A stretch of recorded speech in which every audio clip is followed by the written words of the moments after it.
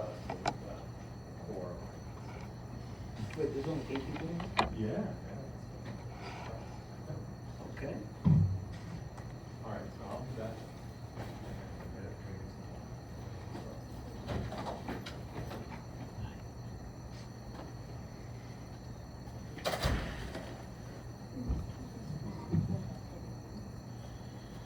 Yes, but this is McDonald.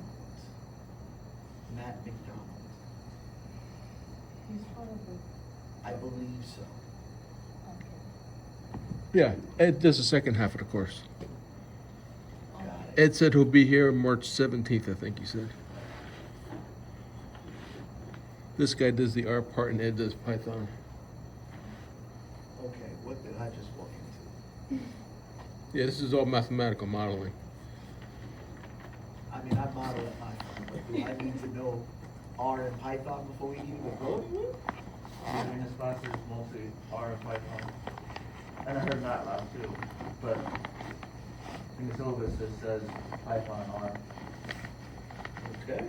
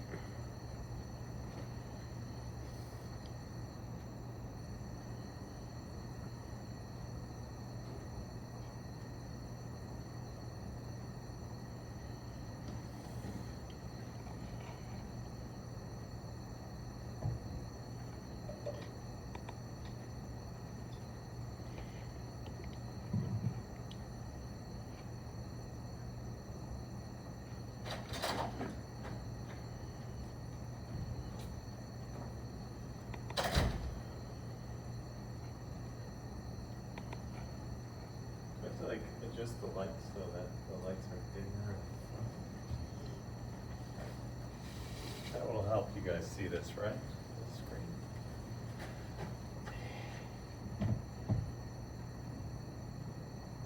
Is that better? It's better, right? Yeah.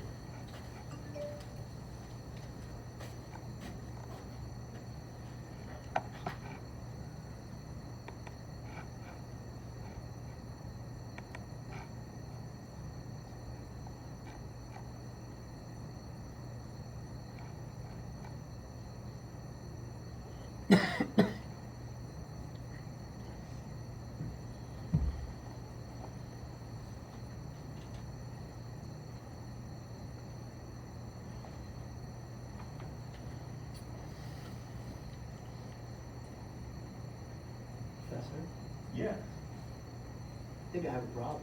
What's that? So, pick this programming class to, you know, bolster my programming and modeling skills. I didn't know we needed R to do this class. Okay. I don't know R. Oh, you're gonna be in good shape. I don't know, well, that's the first thing I'll ask folks. Well, actually, I do have some admin stuff to do, but we don't, I'm with you, I'm with you. I just, yeah, we'll talk about R, and Python, because half the class is presented in Python. And we kind of merged not merge the two, but either one is acceptable for the work. But I'll just be, because we think it's valuable to expose students to both R and Python, we do part of the class in R as well. So the concepts do sort of apply to both languages. So do you have Python experience? I mean, I'm enough to be dangerous, but Okay. I am a very rudimentary Python user. Okay, that's perfect. Okay, We so, actually do quite a bit of hand holding early on. so if I'm an invalid, I can get through this. You'll be in good shape. Perfect. I had a request to record the class, and I've never done that effectively, so let's see if I can get that working.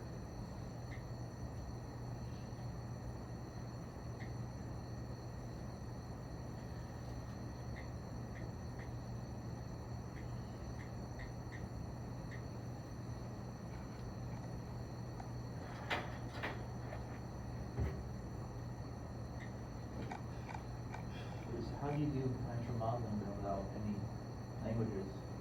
Well, there's a whole bunch of stuff that we do. We have, I am the refiner. I have a lot of little admins that do a lot of the programming. And Okay. that's where we are. I've progressed enough in my career that I don't have to do that. A lot of my stuff was in good old Excel, where I did a lot of my Okay. financial modeling. Okay. Okay. This was to help me advance in these stages where I can actually start rebuilding kids' models that are really rough around their edge. Gotcha.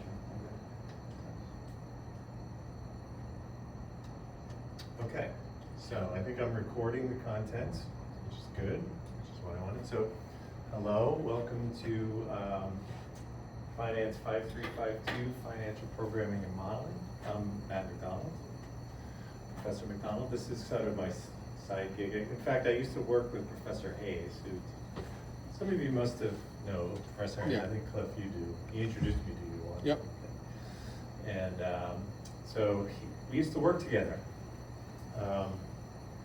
So I'll kind of get into that in a bit here. So what I like to do is first kind of talk about like who I am, where I'm coming from.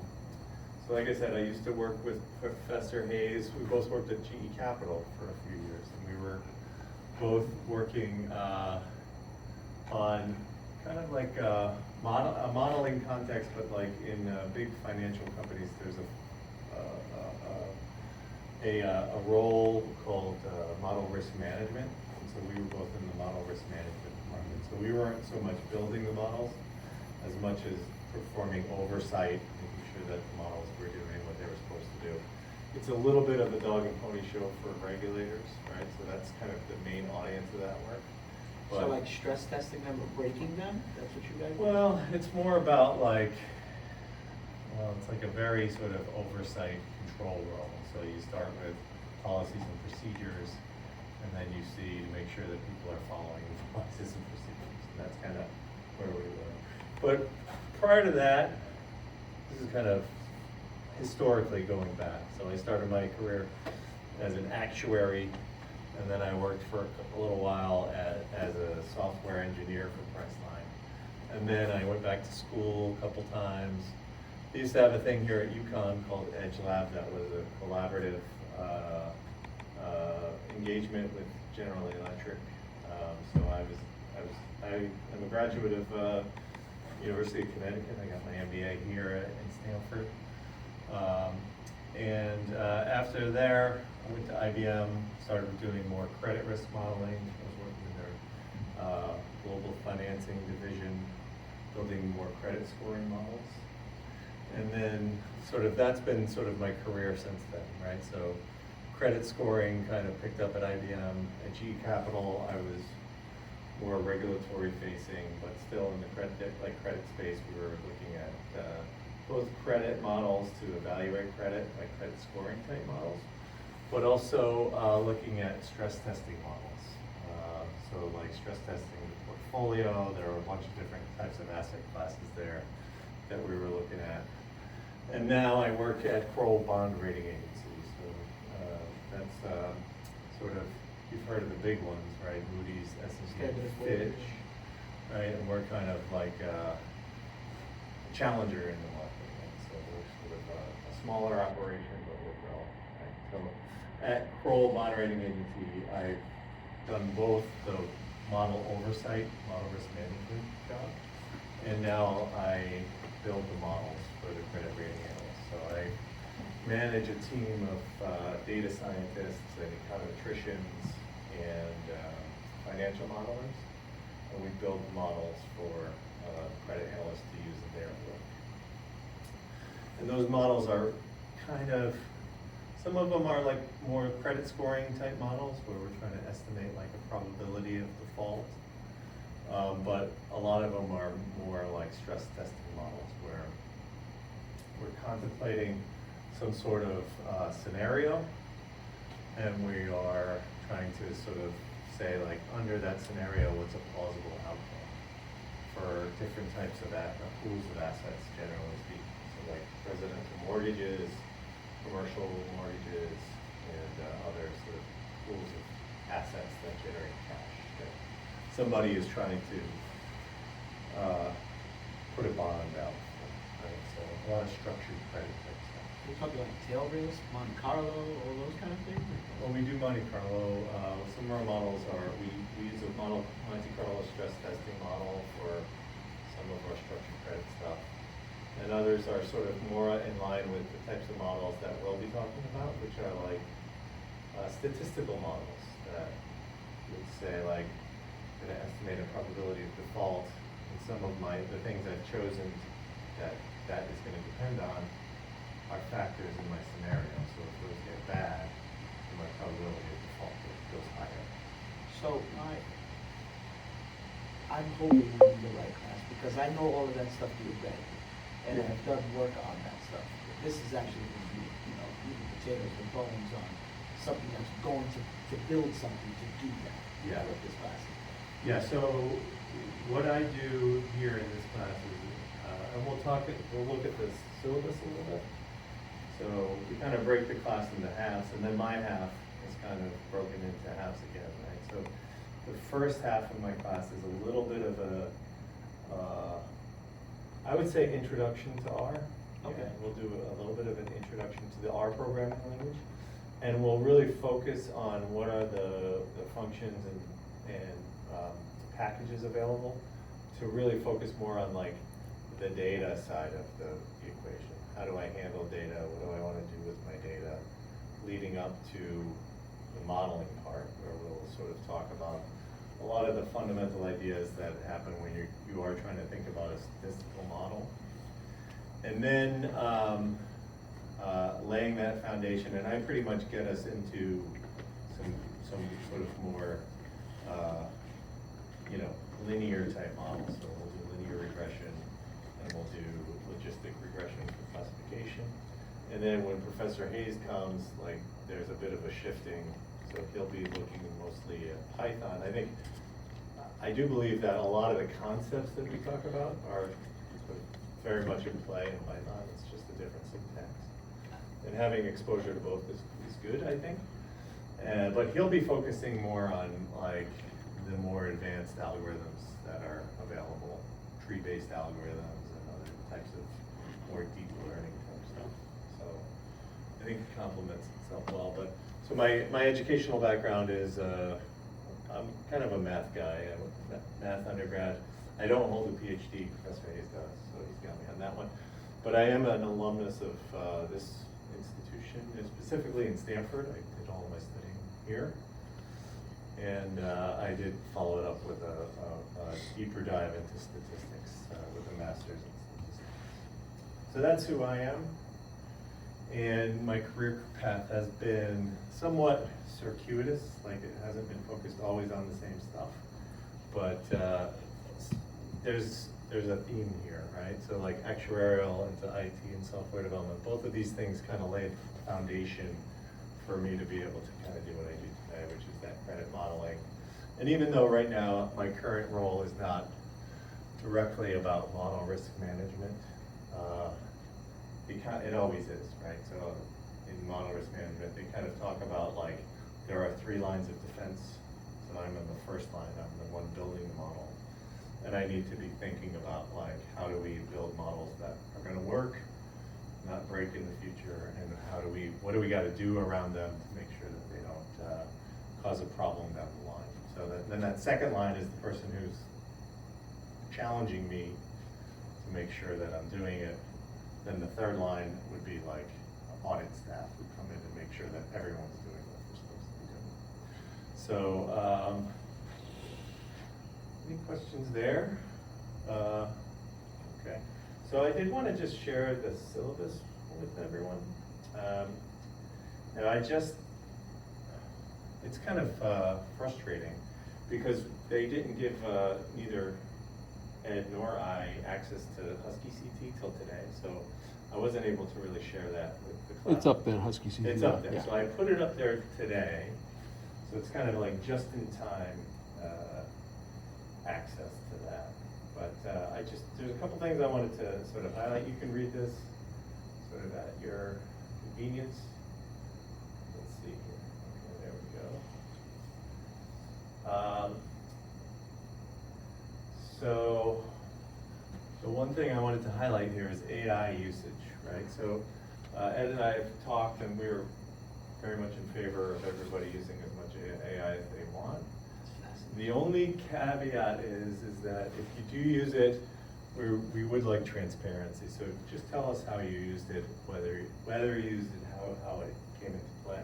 But there's no judgment or penalty for using it extensively. I mean, I would say that like in the past year, even less than year, my job has changed quite a bit. We're using it quite a bit at our job. And for this domain, for modeling and working with data and coding, it's very, very, very, it's very helpful, very helpful. So like I said, no judgment, it's not gonna impact your grade if you use it extensively. And the only thing we request is, include a statement of how you used it, whether they were used, and if so, how. Any questions there? I think that, I really do believe like this is a skill that you're gonna have to have in the workplace, so you might as well use it.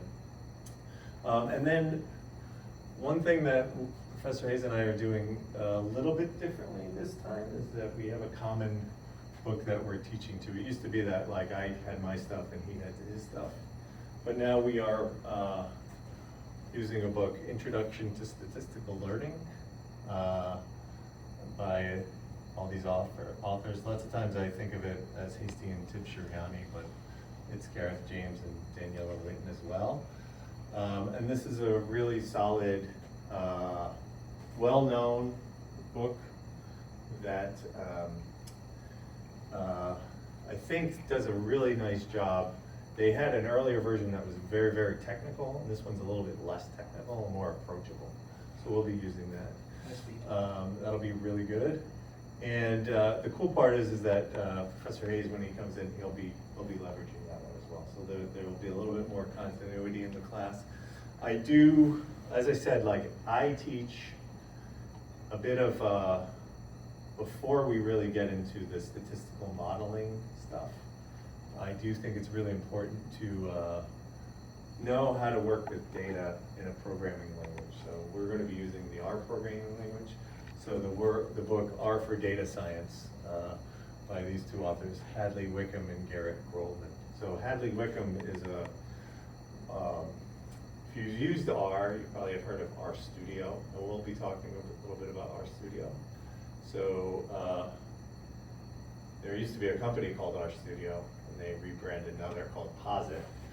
But this guy, Hadley Wickham, is the chief data scientist for Posit, the RStudio company. And he's written a lot of the packages. He actually has written a lot of very, very foundational packages that we'll be using.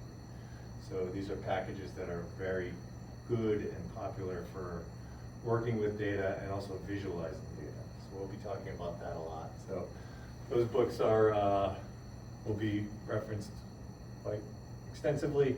And then a bit of a supporting book by a guy named Max Kuhn, who also works at Composite, formerly RStudio, is called Feature Engineering and Selection. So the good news is all these books are free, so if you want to buy them, you can. The links are there, but they're all freely available online, PDF versions. So I think that's pretty good. And then Professor Hayes has his books listed here, but as I said, he will be leveraging highly the, I call it ISLR, Introduction to Statistical Learning. And then, just real quick, I have a little bit of info here about installing R. There's a couple links if you need help installing it, or you could reach out to me on email, I'll respond, but it's pretty straightforward. We'll be using R. A lot of people get confused R and RStudio. They're kind of, if you're using RStudio, it feels like one thing. There are actually two things. So R is like the programming language, and you know, you download an executable that can execute R, and RStudio is the IDE, Integrated Development Environment, that you can write the code and work with it. The other thing is I do have a GitHub link, so all of my course materials, I will push to that GitHub link throughout the semester. So any slides, I write all my slides in a programming language called Quarto, but it renders as HTML and PDF. So they'll have the HTML, the PDF, and then the code that generated those slides. And then if we have like a little programming, tonight we'll be doing like a brief session doing a little bit of interactive programming for me to show you all the language. Those files will also be up there. And I think I also put them in Husky CT, so I'm trying to make this very much freely available for everyone. The GitHub is, we use, I don't know, has anybody heard of the word Git or familiar with it at all? So it's like software developers use it, right? It's like how they manage their work. It's a tool that's really good at, it kind of like keeps, it's the source code of your code, so it's a way to share code amongst many people. And it also does a very solid job of tracking changes that happen as you're doing them. So you could like do some work and then decide you don't want that to happen, and then you could roll it back really easy using this language called Git. So I use it a lot at work, but it also turned out to be pretty useful for this type of environment where I'm working on stuff and then I just send it out. So that's where it goes. You can get the link there. So it might require you to sign up for a login to GitHub, but that's no big deal. You just have to remember a new password. And then here are the lessons. The one thing I will say is like we're still, well, I'm still working on integrating this new book into the coursework. So I'm going to point your attention to specific assignment details may be adjusted as the semester progresses. So I haven't put any assignments in here yet for that second book, Introduction to Statistical Learning with R. If I do put any assignments in there, I'll make sure you all know about it. I'm not a huge I'm not like an academic, like I have a day job. So like, I'm not a huge stickler for assignments, so don't worry too much about that stuff. I just wanted to let you know that like, there may be a couple of assignments added, and if I see something that I think is particularly reinforcing of what we're talking about, I'll put it in there. But you can see here that like, so tonight we'll be doing an introduction to R, and we'll be talking about also in RStudio, but we'll be talking a little bit more generally about the overall data science workflow and doing a little bit of interactive examples. And then the next few lessons are really focused on like continuing on the analytical workflow and talking about working with data in a programming language and visualization, and then exploratory data analysis, data wrangling. And then for the second half of part one, which is my sort of segment, that's when we start getting a little more into the modeling stuff. right? So we'll be talking about linear regression, resampling methods, multiple regression, and then doing a closing with classification. And then that is kind of, the classification is the foundation of, there's a project that we'll be working on, which is a credit scoring project. And then Professor Hayes comes in with his fancy stuff, all kinds of decision trees and machine learning and neural networks and other very much cooler stuff than what I do. All of this stuff is what I remember when studying for my charter, for my CFA, and all of this stuff, but it was all theoretical. Yeah. Nothing We'll was be in getting a practice. little, we'll be getting hands-on. We'll be Okay. getting hands-on. So that's gonna be pretty good. Okay, so that's the syllabus. Any questions there? You can email me or, get to that. But getting back to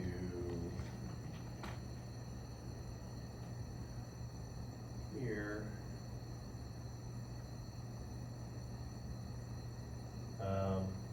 Okay. So here's sort of a core sort of statement for this class, right? Like, you know, I do modeling, but I do modeling in a financial context. And like, you know, it's a lot different than like modeling that happens in like biostatistics or pharmaceuticals or these types of places. There's like a lot more, they have a lot more, a lot less wiggle room, right? Like here in finance, I would say that like we're not really intent on finding the right answer. Lots of times we're trying to find like the good enough answer, especially in the context of like how I use these models or how the people who I work with use the models. Like think about a stress testing model, right? Like, okay, I need to imagine I have a portfolio of assets. I need to sort of contemplate or imagine what would happen if we did the great financial crisis again to these mortgages or these commercial mortgages or whatever it is. I'm not really that concerned about accuracy, right? Because I could. It's like saying you're dealing precision, not accuracy. That's what my PMs have always told me. Yeah. Dealing precision. Yeah, well, even precision, but like, there's no way to understand if what comes out of my model is either accurate or precise, because these are like, I can't ever go back and test it. Like these mortgages that I'm looking at today did not go through the financial crisis. So at the end of the day, now this might be very specific to like my domain, but like a lot of the questions I ask, like you want it to be accurate, you want it to be precise, but there's really no way to ever evaluate that, right? So there's always going to be a level of kind of user evaluation or judgment that comes into play. To be like, is this sufficiently stressful, right? Like, and is it plausible? Like, I could just say that every mortgage defaults and I lose all my money, right? But that's probably not plausible, right? Like, that would be, right? So you kind of need to do that. So like, the other thing is like, there's always going to be, there's a tremendous amount of noise and uncertainty. We can't measure every single, you know, risk driver out there in the world, right? So we're limited to a smaller set of that, and that does bring in quite a bit of noise and uncertainty. And then when we talk about trade-offs, a lot of times the trade-off is like, I have a limited set of resources, I have a limited amount of money, and I need to kind of get this thing done. So like, lots of times the good enough answer wins out, right? So it's not always about the best answer, it's about the good enough, most right answer that I can get to. So this course is not about like learning every algorithm in and out. Although Professor Hayes is going to expose you all to like a lot of algorithms, right? So my half is we're more dealing with foundational, fundamental type ideas and dipping our toe into some of the simpler, sort of very mainstream algorithms that everybody's heard about. Linear regression, people probably have heard about. hopefully logistic regression is something that maybe has a little bit of familiarity. We'll get kind of deep into that. But it's an applied statistical learning for finance. We'll be talking about regression and classification. We'll be talking a lot about it, once I build a model, how do I interpret that model? And how do I determine whether that model is good or bad? How do I look at this model in the context of another model and compare the two? How do I think about that, right? And understanding like trade-offs that exist. I mean, the trade-off that I mentioned, you have a limited amount of money, but like in the modeling context, there are definitely trade-offs, right? So accuracy versus robustness, we'll talk a lot about. But this next one is very important, and this one comes up a lot in my line of work. Simplicity versus flexibility, right? So the idea is like, I could build a complete black box, and I think like working with ChatGPT, it seems like a black box to me. I don't know how it does what it does, but it seems to work, right? Where I work, because lots of times I'm handing these models off to other people, a simpler model is better because I can explain to them how to explain to somebody else what's going on. And so keeping it simple is sometimes you will sacrifice, when we talk about flexibility, that is talking about like accuracy and how well you sort of predict this thing, predict a thing. Lots of times explainability is something that is very important as well. So like, it's not always about like, let's use like the coolest and the newest and the flashiest algorithm. Sometimes it's like linear regression can get you 80% of the way there, and I really only need to be 80% of the way there. And I've also bought myself an opportunity that I can explain to somebody, how to explain to somebody else how this thing is, how I'm getting this answer. Aren't there statistical guardrails that you could use, like your R's, R squares, and all that kind of stuff, so to limit getting too crazy with all the complexity? Well, yeah. I mean, we'll talk about it, and we'll have some illustrations on it. But like, you know, you could have a model that does. I mean, think about a line. Let's say I have a line.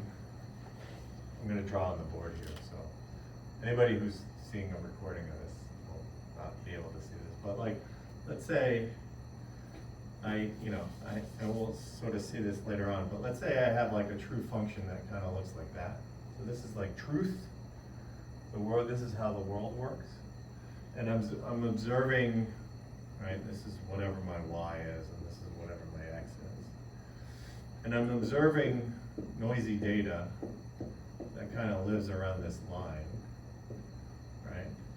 Well, in a linear regression, I might draw a line like that, right? That is my estimate of this data. Because like this wavy thing, I can't observe it. I don't know what it is. I'm trying to estimate it. It's not something that I understand. I can really actually get to. It's ephemeral. I can't put my hands on it.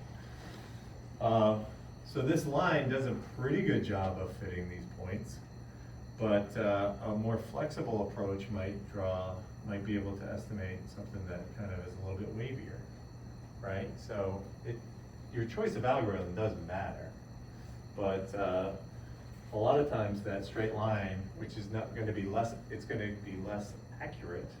It's going to do a worse job of predicting those points, but it might do a good enough job. And also, because this thing can be written as a function of y equals a parameter times x, right, plus some error. Like I could explain to a junior analyst, like, my price of this thing is equal to 50 times whatever x is, whatever I chose. Like that linear function is really easy to understand.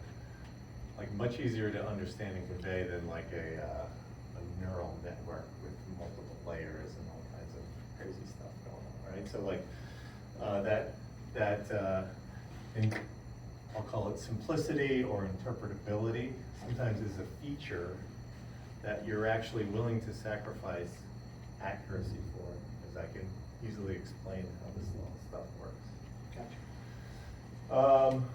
Okay, so this is a little bit of a strange course in that we don't actually choose a language. We kind of do both. We're trying to do both. So part one uses R. So R is a really nice programming language for statistics and modeling. And Python is also a really good language for statistics and modeling. I would say that R, because it's built specifically to do statistics and modeling and data analysis, it's probably a little bit better than Python. That's a controversial take, but I'll say it anyway. So the thing about Python, it's also very good at all those things, and it's also very good at basically anything else you would want to do. So like I've heard it said that like you can pick a language. R is the best language for data analysis and model building, or like Ruby is the best for web servers, or I don't know really, but you can pick a language and say like this is the best at this. Python is the second best language at everything. It's a very powerful language, and it's not like it can't do all the stuff that R can do. I'm also a little bit biased because I learned R, and I'm better at R than Python. Way better at R than Python. And I'm a little lazy. I don't always. I get frustrated if I'm hitting my head on the desk trying to do something in Python, and in the back of my head I'm like, I know exactly how to do this thing if I were using R. So that's been a bit of a limiter for me. But I would encourage you to learn both. It's not that out of the question. And also, I would say that like with the help of AI tools these days, programming is a lot more accessible. So Like you I can just tell you- ChatGPT to write the code for me? You can. It's a bit dangerous because it could be wrong. be doing something else. So it's always best if you are in a position to evaluate what it's giving you and make a judgment of like, is this what I want or not what I want? But it saves a ton of time because there's a lot of tasks when you're writing code that are kind of like onerous and pain, and it can knock those things out. So like putting together, writing some of the boilerplate code, that happens for free nowadays, which is really nice. And you can ask it questions. Like if you don't understand what is this thing, what is this part? It gets it for free. But, so you could use either language to complete the assignments, I would say. I mean, some of the stuff from R for data science, probably just wanted to use R because it's all R stuff. But like, this is an important thing, like the workflow and the conceptual stuff that we're gonna be talking about is applicable in both languages. And like, tonight we'll talk about data frames in R. There's data frames in Python, right? So, we'll talk about writing a function in R tonight. You write functions in Python too. So a for loop is in Python. If then else is in Python. So a lot of these concepts, it kind of boils down a little bit to syntax, but also to like the packaging around it, like the tools that exist around it that are like slightly different. But there is a bit of a commonality in the transfer there.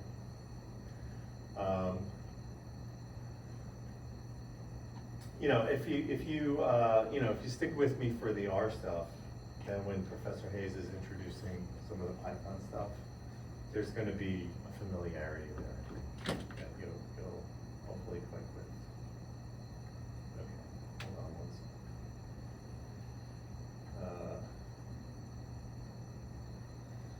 second. Okay. So now we're going to talk about like the workflow. So this is a very conceptual, no code here. We're just talking kind of like how this all typically works. So there's, we're going to return to this pretty much all semester. But this is like the data science workflow, right? So the idea here is you're gonna get some, we'll be working with data, right? So we'll be looking at data. So you're always gonna have to know how to like get this data into whatever you're working within your programming language, right? So you're gonna need to know how to import this stuff and put it into a format that is usable for you, and that's what this word tidy means. Put it into a format that is usable for you. Sometimes it just comes in a usable format, and that's great. And then you're ready to rock, and you can just start going on your merry way. But sometimes you might have to do a little bit of work to put it into a usable format that's gonna work for your modeling purposes. And then this sort of loop starts happening, right? Where you're going to be transforming your data. You're gonna be maybe creating new variables out of it, right? Maybe you don't want returns, you want log returns, right? Or maybe you need to transform your prices into returns, into log returns. So that's sort of the transformation. That's exploring your data and thinking about how maybe you could best express it, that the model will pick up on the appropriate signals. Visualization is a very, very important feature here. You know, like you could look at a big vector of numbers all day, but you'll get a lot more insight if you're able to sort of visualize it. And there's a lot of different types of graphs we can use and a lot of different packages we can use to do this graphing. And then finally, the modeling work, which we'll be talking about that. So that's about like distilling your data. You know, there's going to be some part of your data. Well, we'll talk about this. This sentence will make more sense to you when I explain to you what it means. But in a supervised learning context, there's going to be something within your data that you're trying to predict. Right, and then, so you're gonna be trying to see if you can get the signals out of these other portions of your data to best describe to you what's going on in that target variable. And then this thing can sort of like, can iterate, right? So you might find out more about your data, you'll need to put some more, maybe you need to go out and get more data and bring it into here, but like, you know, it's very rarely like, drop your data, click run model, and now my work is done, right? Because you're gonna wanna iterate and find the best one. And then communicate, we won't really get too deep into that, but that's always an important thing. So if you can't express to people and get them to understand what you've done, that's always gonna be a limiting factor for you. So the better you're able to tell people about what you're thinking and what you've done, then that's good. And there's a lot of tools available for doing that. So like for instance, I told you guys I do all of my slides with code, right? So this is written by code. So like there's packages and tools out there that help you communicate, right? So like you could build your model and then put it into a web app that would allow people to interact with it and understand responses and whatnot, that type of thing. We're not gonna do that in this course. Do you have the code that put this together? Yeah. Like that you could show it? Not that I mean, I don't wanna derail, I just. Yeah, I mean, yeah, real quick. And actually, you know, we talked, why can't I get this thing? Okay, good. And actually, in the, yeah, I need to minimize that. In the spirit of transparency, so I've been using AI agents, so they've been helping me write the code to write these slides. So yeah, this is called a QMD file, so this is called a Quarto Markdown file, and this code, for instance, there's that picture. So the workflow we will use all semester, boom, boom, boom, and then it's not a loop. So yeah, you write your slides in more of a code type of a framework. I like it better than PowerPoint, even though like PowerPoint's nice because you can drag stuff to exactly where you want it on the page. But that's why I'm using ChatGPT, because I'll describe to it like, hey, I want this image to be here, write it out in the code. So this code file, and then here you can see like this render button. Of click that, and it can either create a PDF version or the HTML, like this is the HTML. We're looking at it right now. This is the, oh jeez.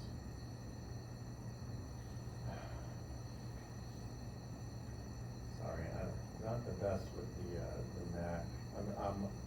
I'm historically a PC now. PC guy, but I switched to Mac at some point, but that's such a bad thing. I'm still not the best at it. So yeah, okay, so, but you guys get it, it's an iterative process, right? When we're doing this stuff. And, you know, why this is a loop and not a checklist, because, well, in a financial context, you'll be you're constantly getting new data. In fact, it's a really hard thing to like make that cutoff, right? Because you could cut it off, build your model, and then some new crisis happens that your model didn't know about.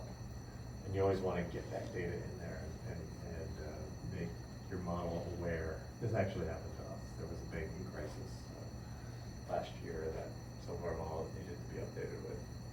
Assumptions change, regimes change, right? The whole nature of the world could change. You know, you may find that new questions arise along the way. So it kind of, you do have to iterate on this, and it's not like just boom, boom, boom, we're done. It's kind of never done. And then in a financial company like I work at, or that I've worked at in the past, like GE Capital or IBM, because of regulatory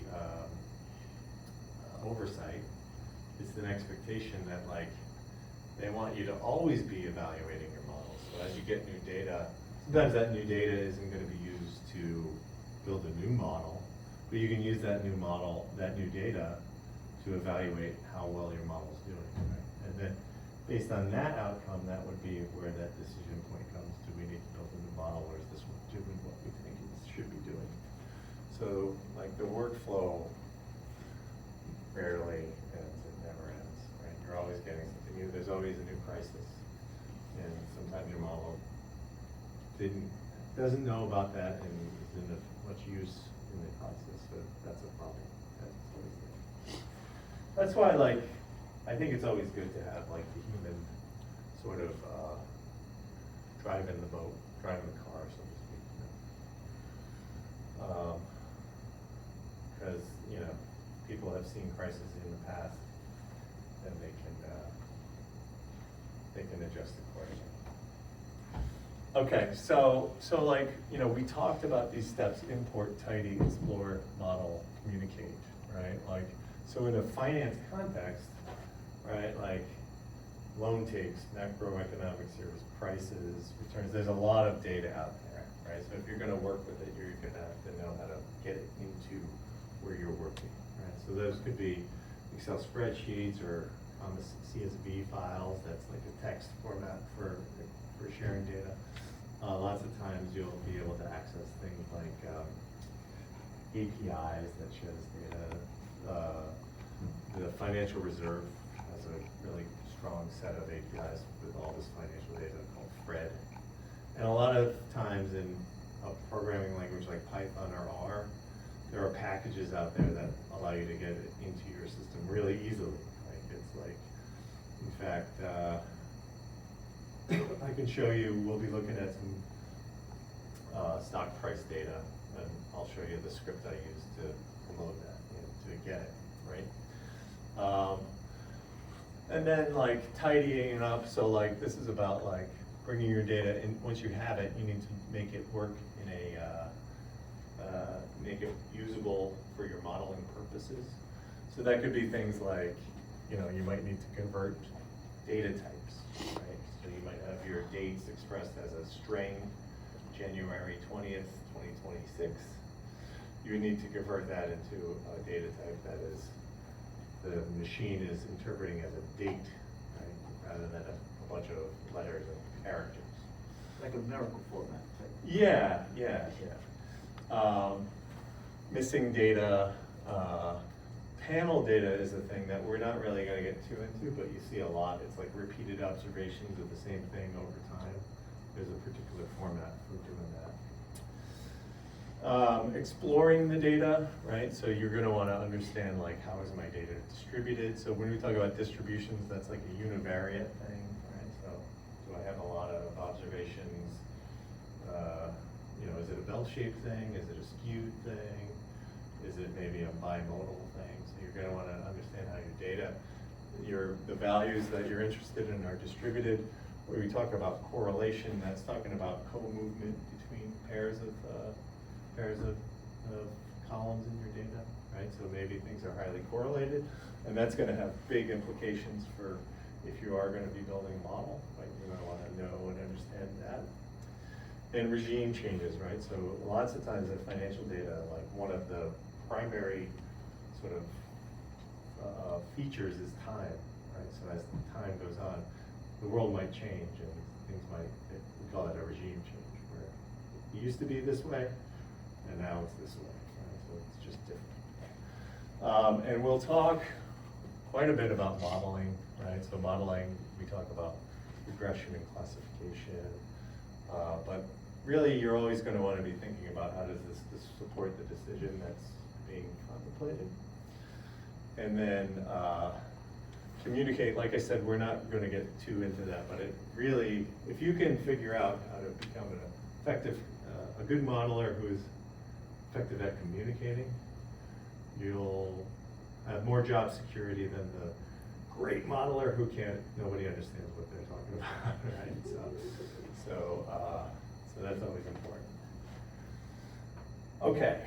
I think we covered this one already, but if you understand what we're doing in R, I just want to sort of assuage people's concern if you're getting really worried about talking R and Python. But if you understand what we're doing in R, when you start seeing it in Python, those concepts will carry over. So there's portability here. And that's sort of, I'll stand behind that. And also you'll have Professor Hayes to help you out to get you into the Python sort of mindset.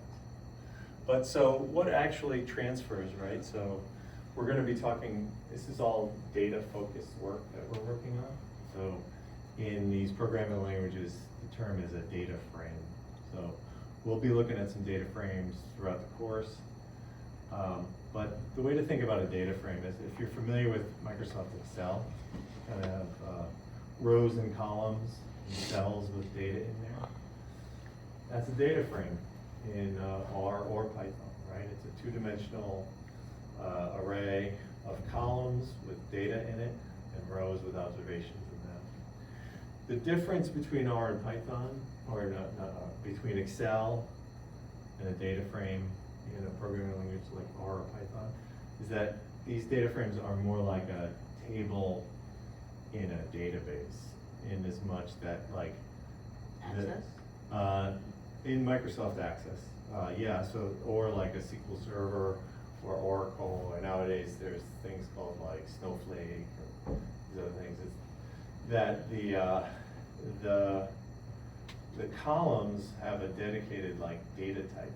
So like in Excel, I can have a column that has, you know, the number 1, 2, 3, and then the next row down has, you know, the letters ABCD, right? So those, in that column, there's no enforcement of any strict data type.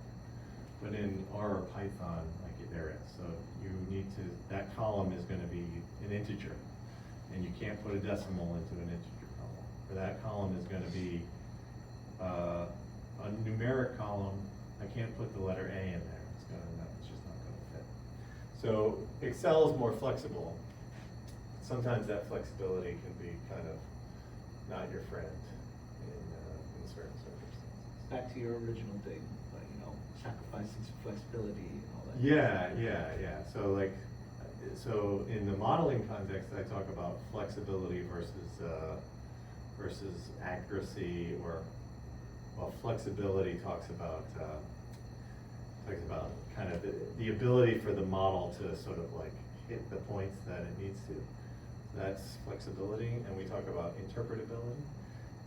I've used this sort of spectrum a lot in my job. It's like flexibility, like Excel, I can type anything anywhere versus control, right? So you lose control when you give ultimate flexibility. But that's I don't think there's a lot of books that talk about that. So data frames, we'll be talking about functions and objects, where you'll see them, and just know that when you get to Python, you'll see the same types of things there. And libraries are kind of like, somebody else wrote you a bunch of code that you want to use. I'm going to use that code. How do I get that into where I'm at? So that's a library. In Python, that's called in R, that's called a package, and in Python, that's called a library. And then this is kind of the modeling workflow. So like when we're doing more of a data-driven programming type of work, you'll see that kind of, we call it wrangling. That's like getting your data in and putting it in the right format, visualizing, executing or estimating some sort of model, and evaluating that model. And then we will be talking a lot about like train tests. If you're taking statistics, this might sort of ring a bell, but like there's an idea of like, I'm gonna have some data available to train my model, and I'm gonna keep some data on the side to test it as well. And then you could have a validate data set as well. I think in this context, we'll just be talking train tests mostly, but you could do train test validate. Lots of times that validate data set kind of is coming at you anyway. I've built my model, I'm gonna put it into action, and like over time, there's gonna be new data coming in, and I'll evaluate the model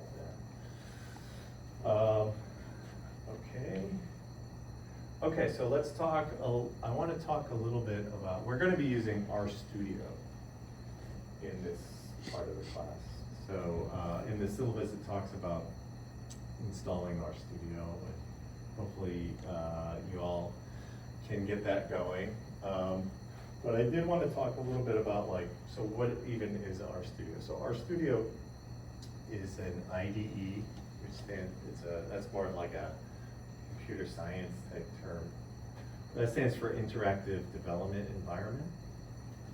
And that's different than R, right? R, I can download, I mean, when I first started using R, kind of dating myself, but like there was no RStudio and there was no IDE. So like it was kind of like I had a window that had like a blinking cursor, and I would copy commands, I would type commands in there.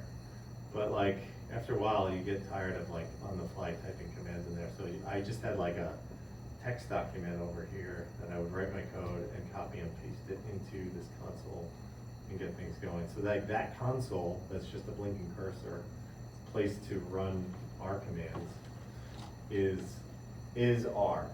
And the RStudio IDE is kind of everything around it that makes our life a little bit easier. So you can kind of think about like, R is like the engine, right, of the car. It's doing all the work, it's doing all the calculations.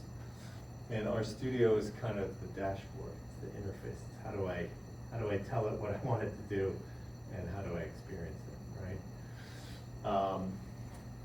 So I like this illustration here. It's good to know. It's not like the most important thing, but like just know that like, and it's the same with Python, right? Like so if you're using, I think that Professor Hayes will have you. Python's a little bit different. So lots of times people use a thing called Jupyter Notebook, which is it's not really an IDE, but it's a way to use Python. But like in that circumstance, like Jupyter Notebook is your dashboard. It's how you give it instructions and store your work and see your output. But behind the scenes, they call it a kernel. There's a Python kernel running that's actually executing these commands and performing the calculations. And then, think about packages. So this was kind of like that idea of like other people are going to write us code for us that we can use to do our work. if you think of R as like a new phone that doesn't have much going on in there, packages are like apps that we can install onto our phone to do special stuff, right? So we'll be looking at some of those packages, actually tonight. And they make it easier to do things like graphing, or working with data, or like a whole bunch of stuff. Like if you can think about it, in fact, at my job, I've written several packages that are specifically geared towards doing cash flow analysis. Okay, and then one other concept that I wanted to kind of hammer home. So this is facilitated in R and in Python, is this idea of a project. In Python, it's kind of called a folder, right? But it's just a way for you to organize your work, right? So in RStudio,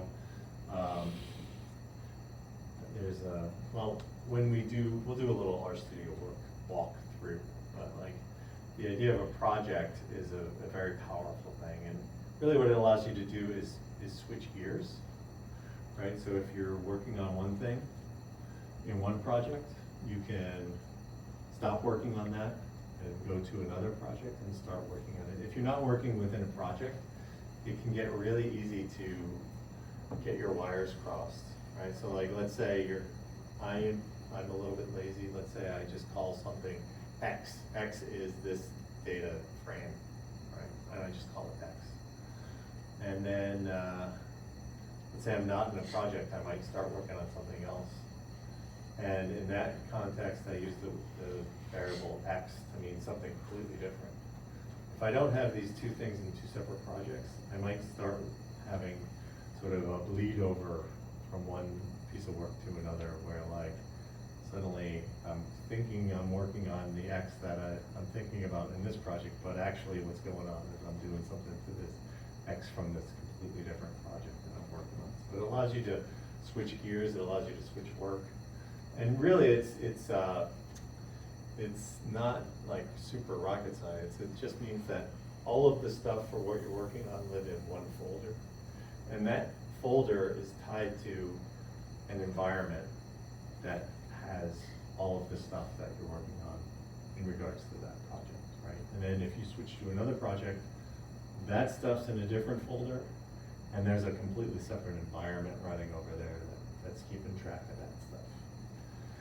And if you're working with other people, which I do at my job, it kind of, when we talk about reproducibility, it's about like somebody else can come in and redo what I've done, and maybe take over for me if I get tired of working on that. I can hand it off to somebody else, right? So it allows for collaboration a little bit easier. So if you're going to be using RStudio, I would strongly recommend working in projects. So we'll sort of, I think at some point, we're going to do a walkthrough right now of RStudio. Where would we get RStudio from? So, okay, that's a good question. Let me just, real quick. And just pre-requisite, I came with this guy, should I get myself a actual MacBook or laptop and actually come to class with that? Is that so I'm not sure RStudio is going to run on an iPad. Okay. So I think you might need to, we can talk about it, there might be some sort of virtual machine you could sort of like get into. If you have access to like a laptop, then that's what you really want to do. Yeah. But I think there was a student last semester who was trying to set it up so that he could sort of have a virtual machine. UConn has virtual machines. Yeah, but the thing is last semester it was challenging because like the permissions there, like you didn't actually have the permission to install the packages. No, they won't let you do that. Yeah, so that was a big one there, So I wouldn't be able to, I couldn't remote to my Mac at home, like I have a Mac. I mean, you could. Yeah, you could do that. You could probably do that. You have Sounds full overly administrative complicated. privileges. No, I think that's, As long as the iPad can remote to it, you could do it. yeah, think that's not out of the question. And it's probably not like that hard. You probably just have to chat, you could ask ChatGPT how to make that work. You're probably your biggest, thing would be like establishing like a secure connection through all of the firewall stuff that you've done as to your machine and whatever you have on your end too. Might be cheaper and less headache to just buy Island.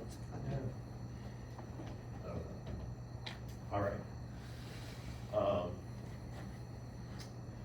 All right, so, and then the question of, I'm gonna go back to the syllabus. So in the syllabus, I gave a little bit of,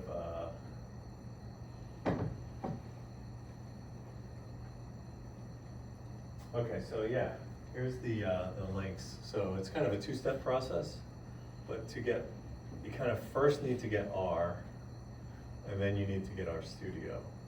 So, but this is the link to get R. So you click that link, you'll see like a download button, and you can download R.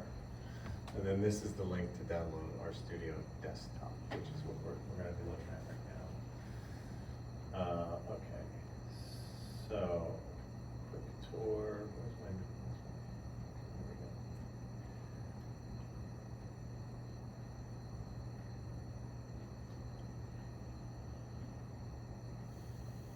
we go. Okay.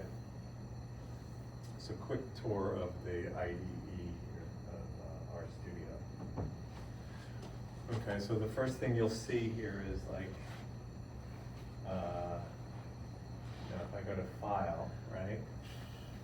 I can create a new project. So this is like the project stuff, right? So like, if you were gonna start some work, right? Or you could set up a project for this class. Yeah. Can you zoom in a little bit? Oh, yeah, I'll yeah, move I'm closer, sorry about 'cause that. you- No, I can definitely zoom in. I look at small stuff at work. Actually, like, this is, so I haven't taught since last spring, so this is like, blocking and tackling type stuff. You.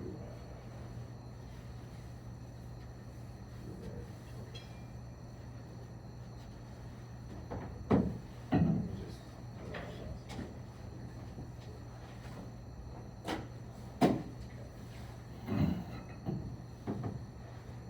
We're gonna make it like that. Is that big? That's big enough, right? Yeah. That's pretty good.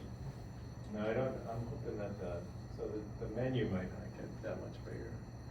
But, this is where like, if you were gonna start some new work, you would do a new project and sort of tie that project to a folder that's gonna have all of the files that you need, and then when you write the code, you'll save out the file, like that code as in R, it's a .r file. If you're doing Python, it would be a .py file.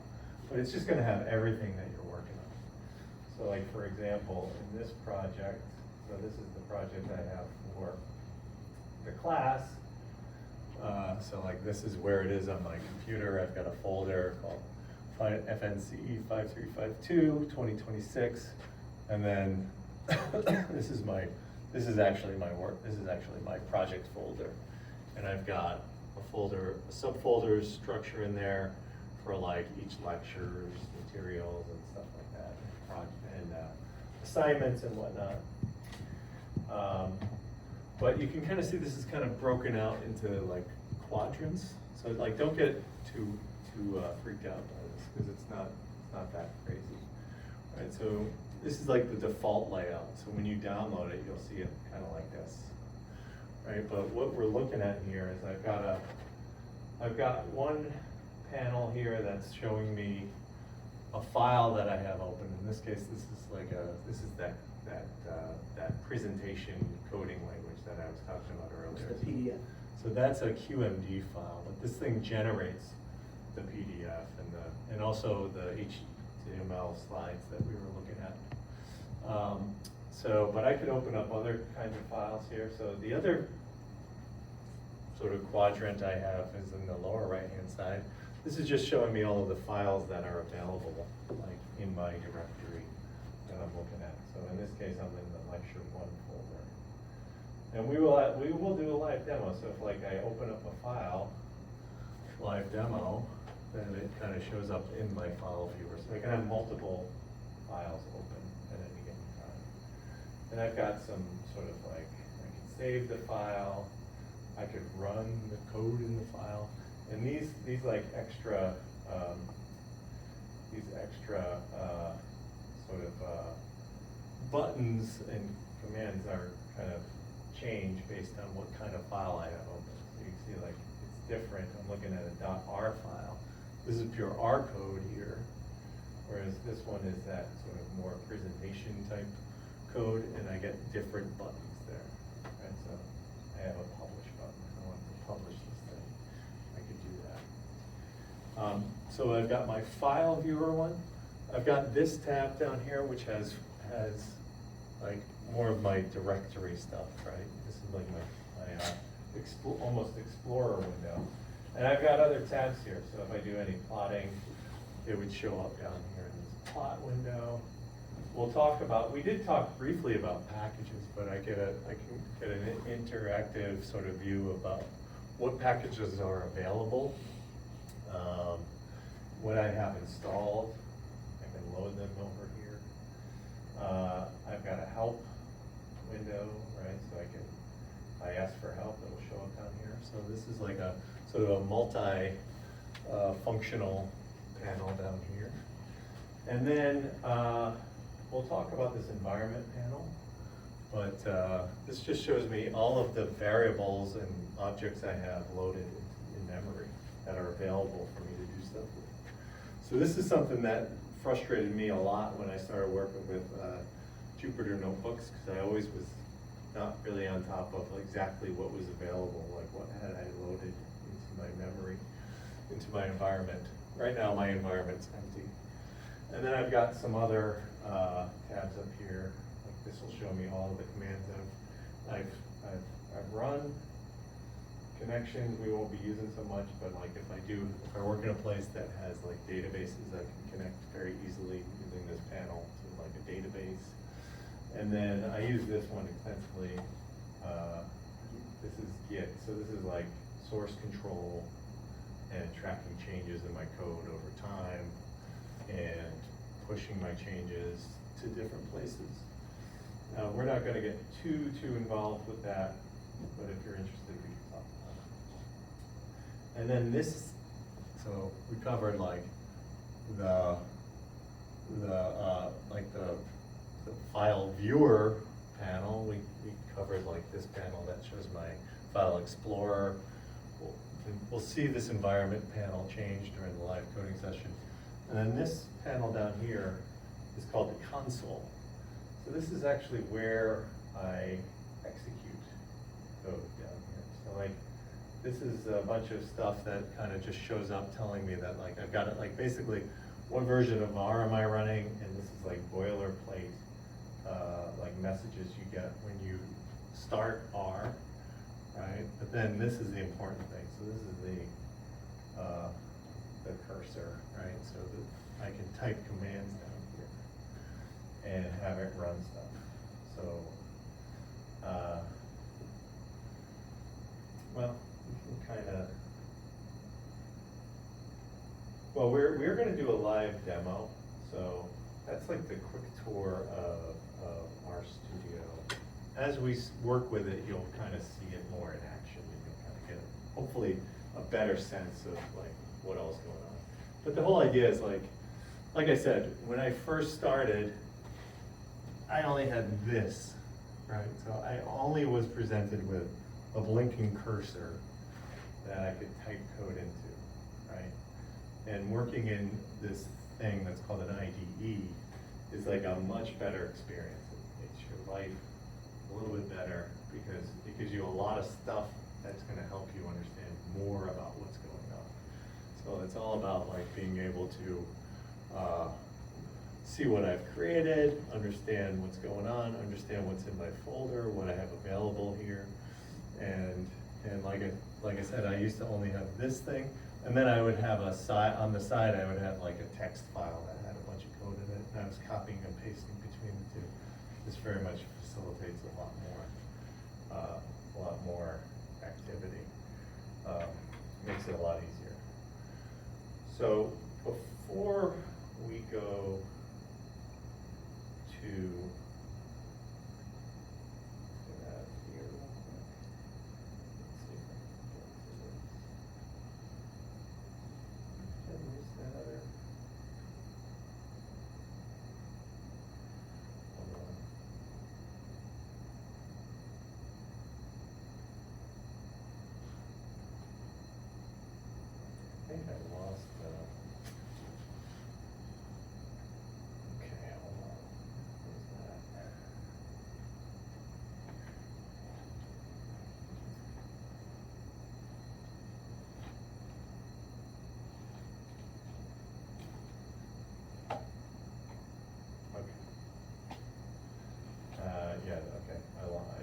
had lost this, I didn't lose it. Before we go too deep, and then we'll do, after this, we'll take a break, we'll take like a 10-ish minute break, I think. And then we'll do like a little bit of like live coding. Before we go there though, I did want to mention this, because this is like a new thing, and this is, it's so new that I haven't yet completely switched gears into this new IDE that's out there called Positron. But I did want to mention it because I use this a lot at work now. So, and I think going forward, I probably will start using RStudio less and less and start using Positron more and more. So this is a new IDE that the same company who makes RStudio came out with, and it's called Positron. And it actually has a couple of compelling features that may make it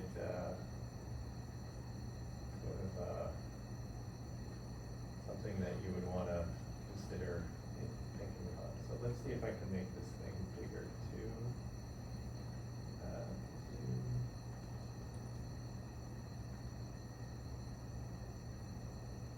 Okay, so I think I can do this. Okay. So similar idea.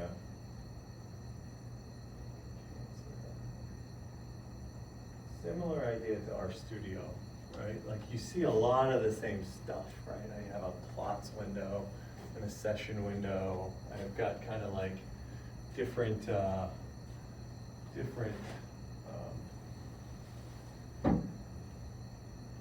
quadrants here. Because this is like in dark mode, right? I guess I should maybe make it in light mode to make it a little more, if I can figure out how to do that. I don't even know how to do it. Okay, you're just gonna have to kind of like stick with me here while I describe this. But the idea here is like, it looks a lot like the other one, but it's got some nice newer features. So the couple features that it has are, RStudio is only for R, but this thing can do R and Python. So if you want to work in Python and do data type work, you could use Positron, and you wouldn't have to switch gears if you're switching between R and Python. It's got like this. Has anybody done any like programming with like the IDE that's very popular amongst like real computer programmers is called VS Code. Anyone familiar or heard of VS Code? I've heard of it, I haven't used it. Yeah, so this is based on VS Code, so it has a little bit more look and feel of like those tools that like real programmers are using.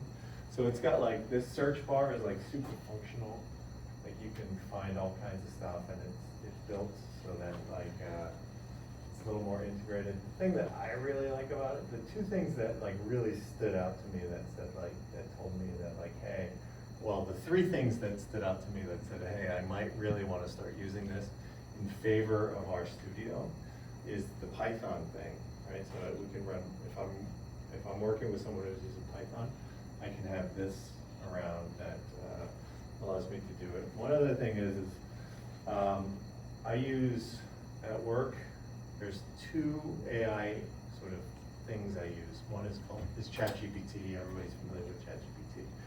But then this one, and the one that like real programmers use is something called GitHub Copilot. I don't know if anyone's heard of that.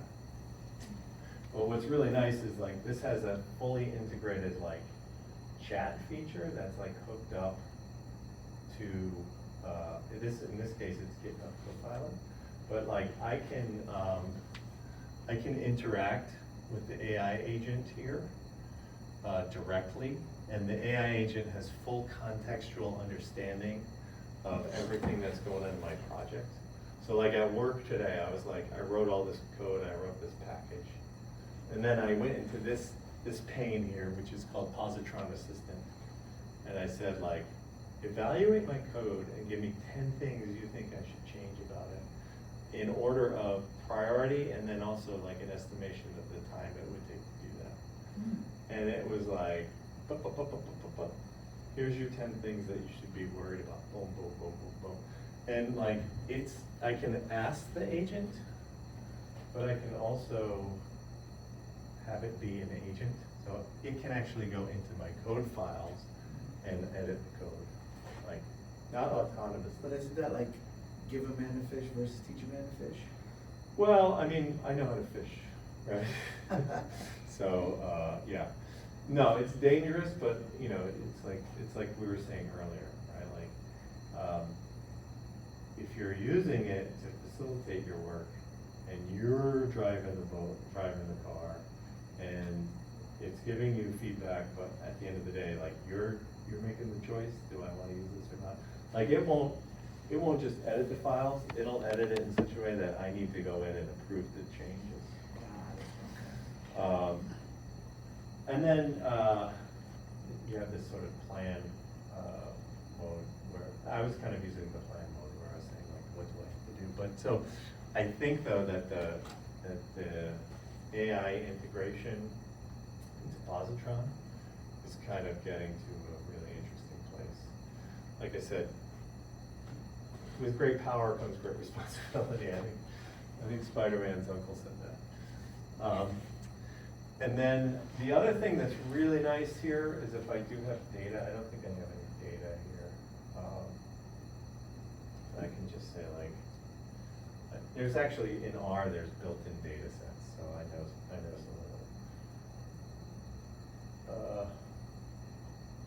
If I spelled diamonds correctly. Ah, man.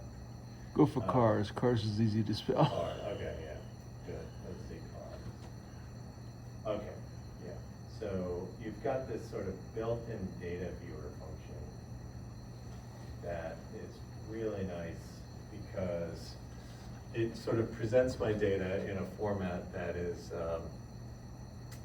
looks like, kind of like Excel, right? But it also gives me some information about what's in each column. In this case, I think there's only 2 columns. I thought there's more columns in cars, but maybe this is a weird cars. But it's good for this illustration because it shows me my data, but then it also shows me on the side here, like, for more information about my data. So what this is telling me is like, this is how this data in this variable dist is distributed, right? And then how much of it is empty. So 0% is empty. So there's no missing data in here. Gives me some information about the distribution, and then it also sort of, I can click in here and it'll give me like even more information. No missing, this is the range, min and max, median, mean, what's the standard deviation, right? So let's say you delete 9, it'll show missing data then. I don't know if I have the ability. I think typically I would be able to edit this, but because this is a built-in data, it's not really, it's more like read-only. But you could also edit the data interactively in this thing. So it's pretty, that's something that like RStudio doesn't give you, and not a lot of, like if you're using, a lot of this like coding stuff, right, if you think about it, is built specifically for software engineers to write code to build apps or do whatever they're doing, like do their data engineering stuff. This one is built for data analysts, data scientists, and statisticians to do what we do, which is a little bit different, a different coding assignment than building an app. You know, we're trying to think about that cycle, right? We're loading in data, we're looking at the data, we're asking questions of the data, we're trying to model the data. So it's a little bit of a different pattern than a real software engineer. So like, that's the thing about this positron thing, and I think it's very new, and I'm kind of new to it, so I haven't yet integrated it into this course. But I think at some point I probably will be more teaching positron than RStudio. I just wanted to tell folks that this is out there, and it actually, it's the AI, it's this data viewer. It kind of might seem like oh, that's kind of cool. Like, this is very cool, I think. And then the idea of like, it's not language specific. So if I want to switch to Python, I can switch to Python. If I want to do R, I can do R. So it's really kind of a a cool thing, so if you wanna check it out, Positron. So it's that link in the syllabus to download our studio, so posit.com. You can also download Positron if you wanna check it out. It kind of looks like PyCharm. Well, yeah, I mean, it's built on top of VS Code, so it's like PyCharm and VS Code are sort of in the same family.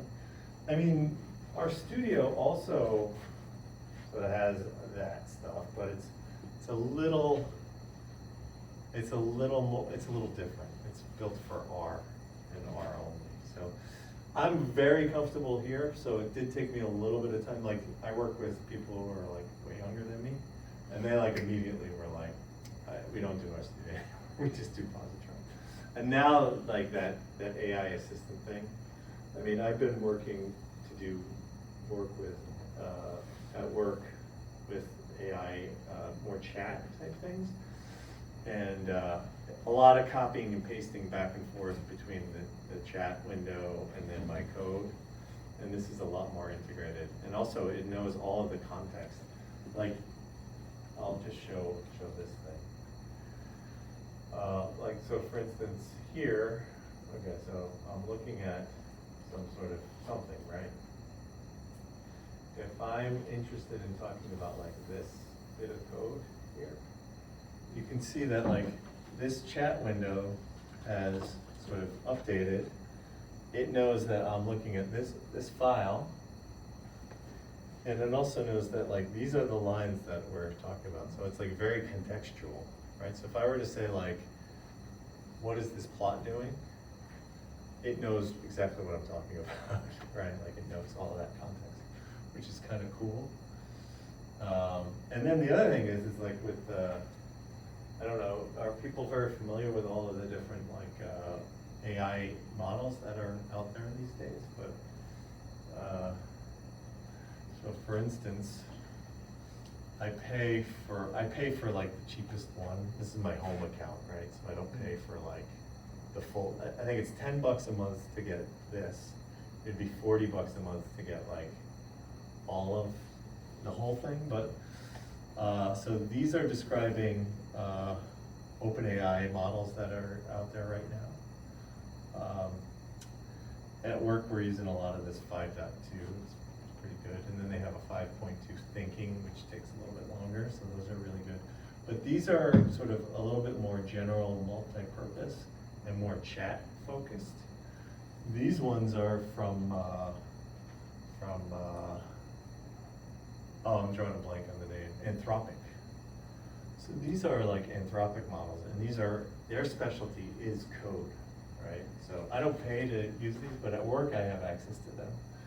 So these are, everybody who I've been talking to are like, these are like really, really good at any coding exercise you want to do. These know how to do it. And then I think these are the Google models. I haven't used them much. I think there's even in this list. This is the former Twitter model that's out there. Anyways, the thing is like with this. This is called GitHub Copilot, but really it gives you access to a whole lot of models that are out there that are being made available by all of these different companies. OpenAI, Anthropic, Google, X, so they're all kind of in there. I just don't pay for all of them, so I only use, this is the only one that I have availability to. And this is good for like for most coding tasks, but it's sort of less good at like asking questions about like planning or like architecting code solutions and that type of stuff. Anyways, so if you want to check it out, Positron. It's pretty useful. All right, let's take a little break, and then we'll do some live coding, and then we'll like wrap it up for the evening. All right, let's do like 15 minutes.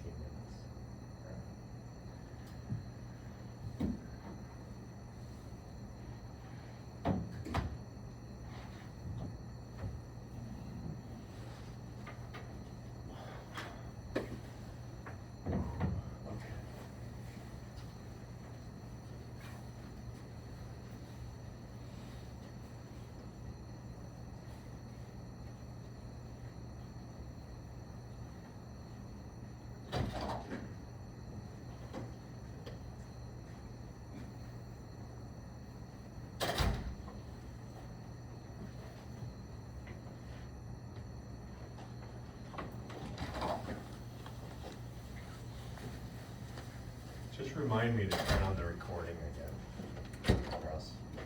We'll only have half a class. I'm recording it anyway. Oh, okay, cool. Are you recording like me up here, or are you? Yeah, Okay. it's just a screen thing. Yeah. So Ed said you were in the class, so I think this is the first class I've well, I only took Yeah. one class, so you've not taken this one yet. I did the 3 modeling last year, Okay, but I've also done a lot of the economics courses. cool. And that's probably what I'll go do for PhD economics after this. Nice, nice. Yeah, he was telling me the setup. As a Connecticut resident, Yeah, once you're over 62, it's free. Yeah. You gotta, this free tuition, but you gotta pay the course fees or whatever. So it's like a couple $100 per credit. Okay. I think it's gonna be like $2,000 a year. In the summer, they won't pay for the courses either, but Okay. Oh, cool. he checked out Rutgers after I told him. Oh yeah. But he didn't. I don't. They don't. They don't have the same thing in Jersey. Or? No, he said, yeah, he checked out Rutgers, didn't have it. Yeah. Yeah. Well, I'm looking forward to it. Pretty soon enough, I'll be able to take advantage of it. All right. I'll be back.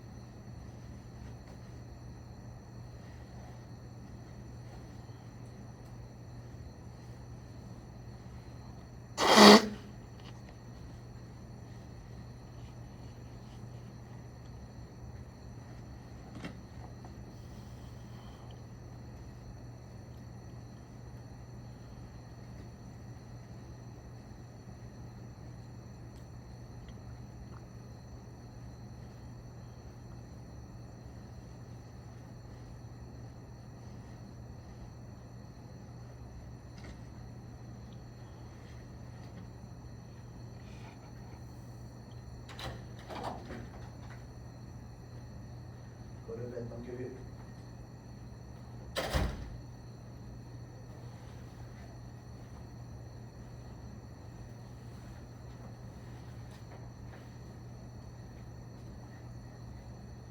Uh-huh. Well, it's only small, medium, and then it'll be large, or extra large. It depends on how he wears his hair. If he's gonna wear it out, he's gonna need a bigger hat. I would say get a large. I say get a large. Yeah, get a large. Alright, man.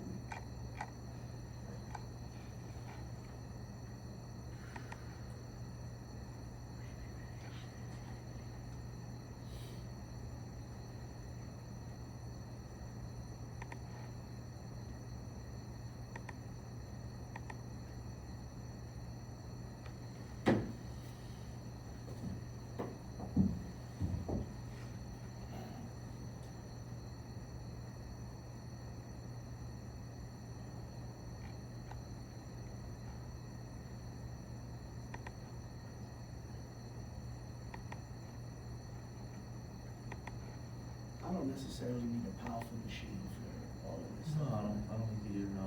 No?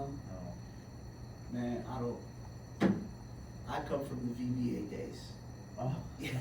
This is uncharted waters for me. My juniors, they're the ones that give me this stuff and the models and stress test, but I never get into the back end like this. So this is gonna be an interesting class. No, you can use a regular PC or Mac, it's whatever works for you, honestly, whatever you're used to, so, We've transitioned to the Mac world. I just don't know if I know they don't communicate as well as they should, but I know they communicate now, PC and Mac, so. yeah, in that case, yeah, if you like the PC environment, then yeah, stick to any regular PC, it'll work fine. PCs are cheaper now. Yeah, Getting yeah. a MacBook, I gotta spend $1,000 on a MacBook. Yeah.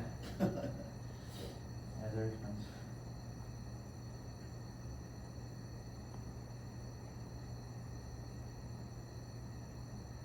You say you stress test without using any tools, just? No, so, a lot of the private wealth stuff that we do, we build internally. We've never, like, maybe outside of Argus, we use Argus and we integrate with those, but other than that, I never have to get into this. Okay. This is, I'm 10 years past all this, and Gotcha. this has gotten much more robust, so I said, hey, I'll just go dig into it and fuck. I don't know if I can dig into this.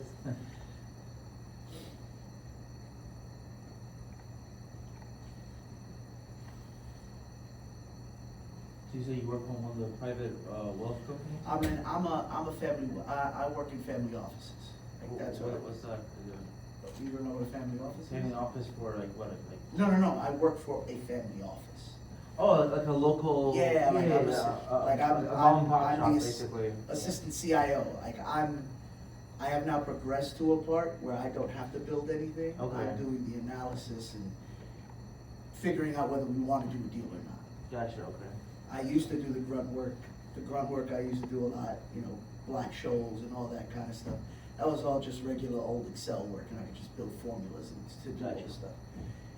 Things have gotten more robust over time, and I'm trying to catch up. Sure. Shit, I Sure. think I missed a boat, and I should have did this about 5 or 6 years ago. No, it's never too late, I don't think so, no. Well, learning a program, I mean R. I've never even heard of R. Python, SQL, yes, and I know rudimentary stuff with those things. R, I've never even heard of. I'm just surprised that R is still a usable language in the world we're in today. I thought everyone uses Python. But Yeah. Python is the main one everyone uses, but That's the one that I've been exposed to, so I can see rudimentary stuff like that. I'll be curious to hear his perspective on, like, does he really use R that much? I mean, like, in It his sounds like he organization. does. But do other companies do too, so I heard of SAS, I'm not sure if SAS is similar to R or not, but, I'd be curious to see his perspective. I'm hoping he would just show me, hey, just give me some basic code that I can start playing with, and then I can build off of it. Look, ChatGPT will be your best friend. Yeah, I kid you not, it helps a lot, it really does. Really? Yeah, you can tell ChatGPT, hey, write the code for me and write it for you, but you need to know, like, understand what it is. Yeah, cause I gotta The be able to syntax review it and I that. gotta understand like, Yeah. okay, was this written correctly? Right. So, that's the one thing. For the most part, it does write correctly, but sometimes it does things complicated than it should be, and that will, and then it'll be obvious that you're using AI to help you out with that, Got it. yeah. Well, he said he's willing to hold hands, so I'm hoping he holds my hand. Okay.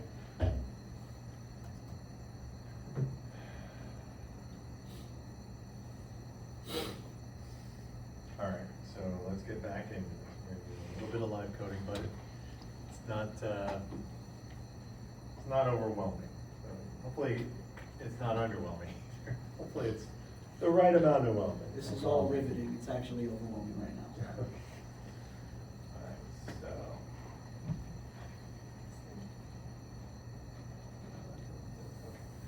You have to restart the recording, right? Yeah, thank you, yes. Let's get it going here, turn on the mic.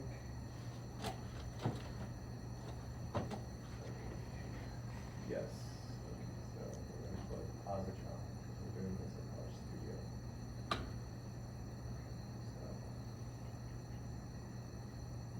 So I'm going to kind of start the recording, and then we'll get going here. All right, so I think we're back on.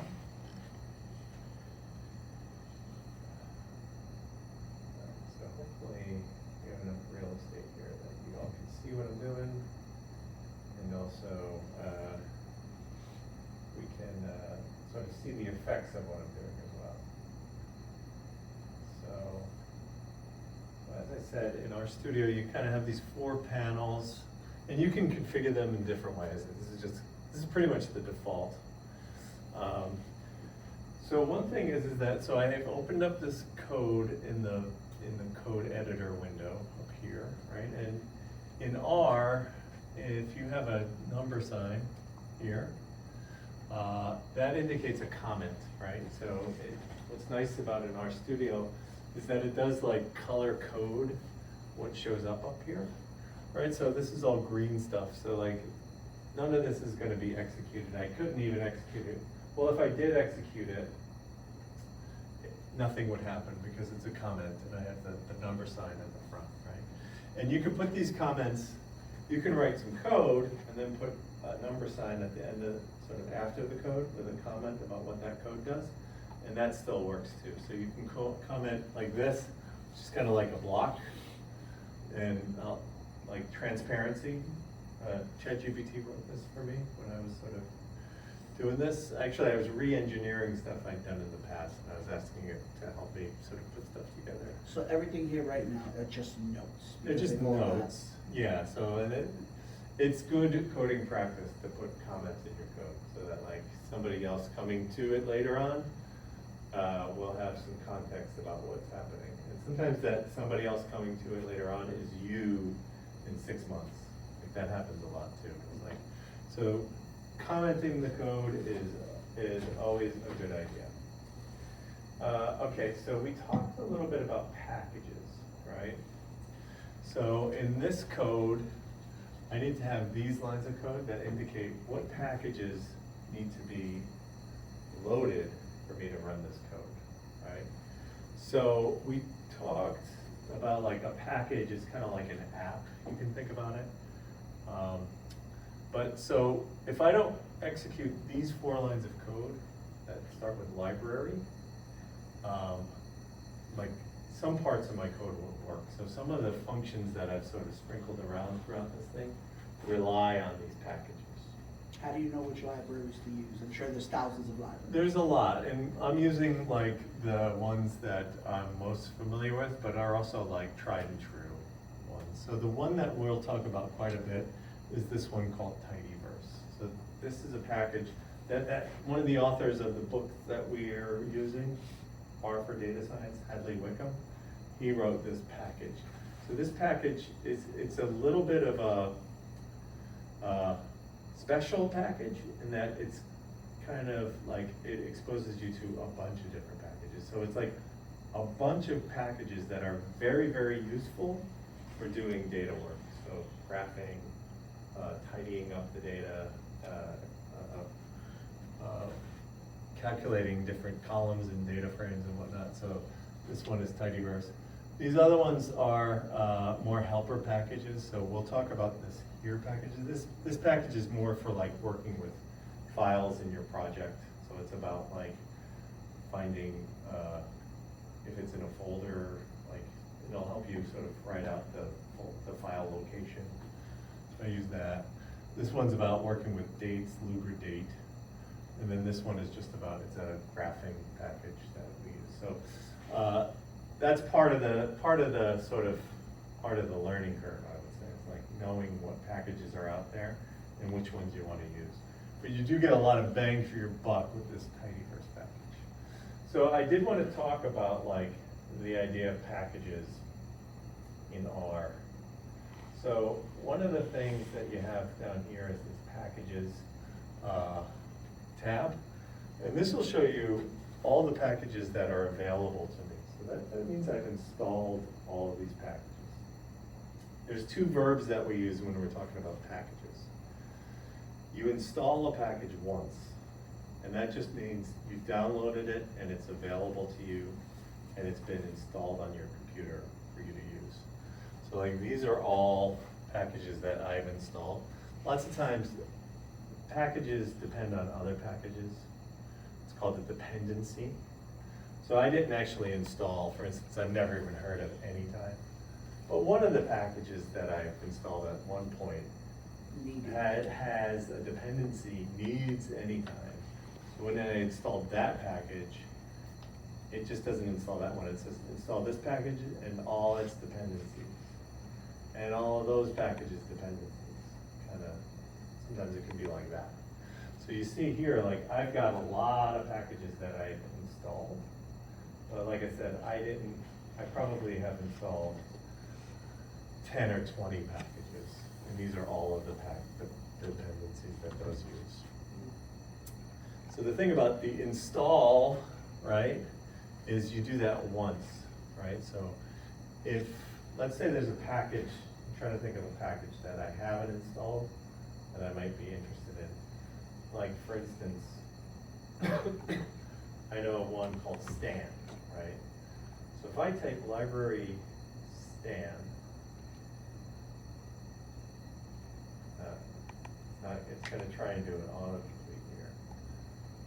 Actually, it might work because it seems like it knows what's going on. Okay, here, so it's telling me like, there's no package called Stan. I would have to install Stan, and I would only do that once, right? And I would do that using this, there's two ways to do it, right? I can use this function here, install.packages, and I could say Stan, and it would know, RStudio knows how to go get packages. So there's a place that those things live at, it's called CRAN.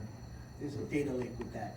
Yeah, there's like a place out there that has all the packages that have been published.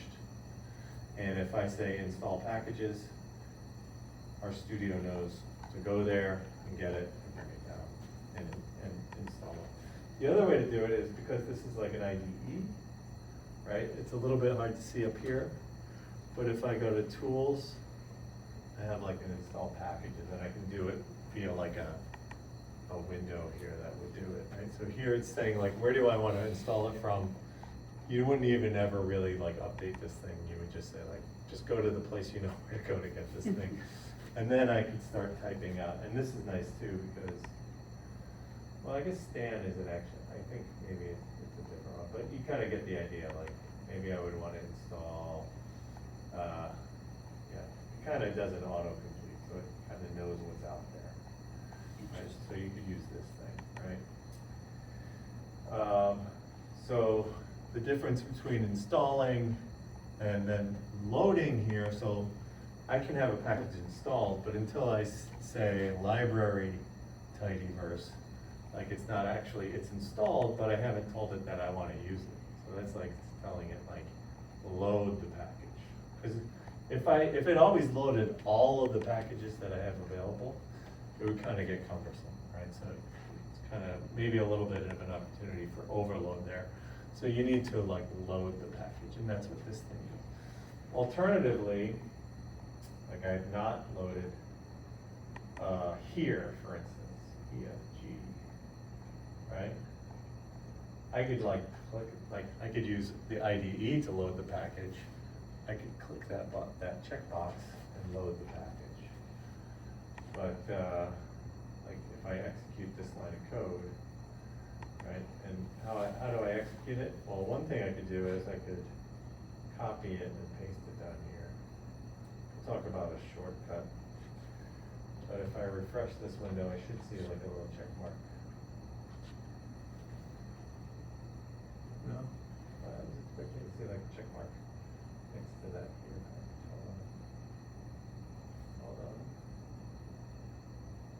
Yeah.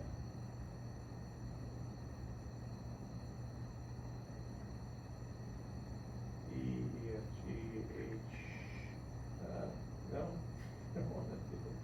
All right, well, I don't know why it's not checking that, but it's supposed to check.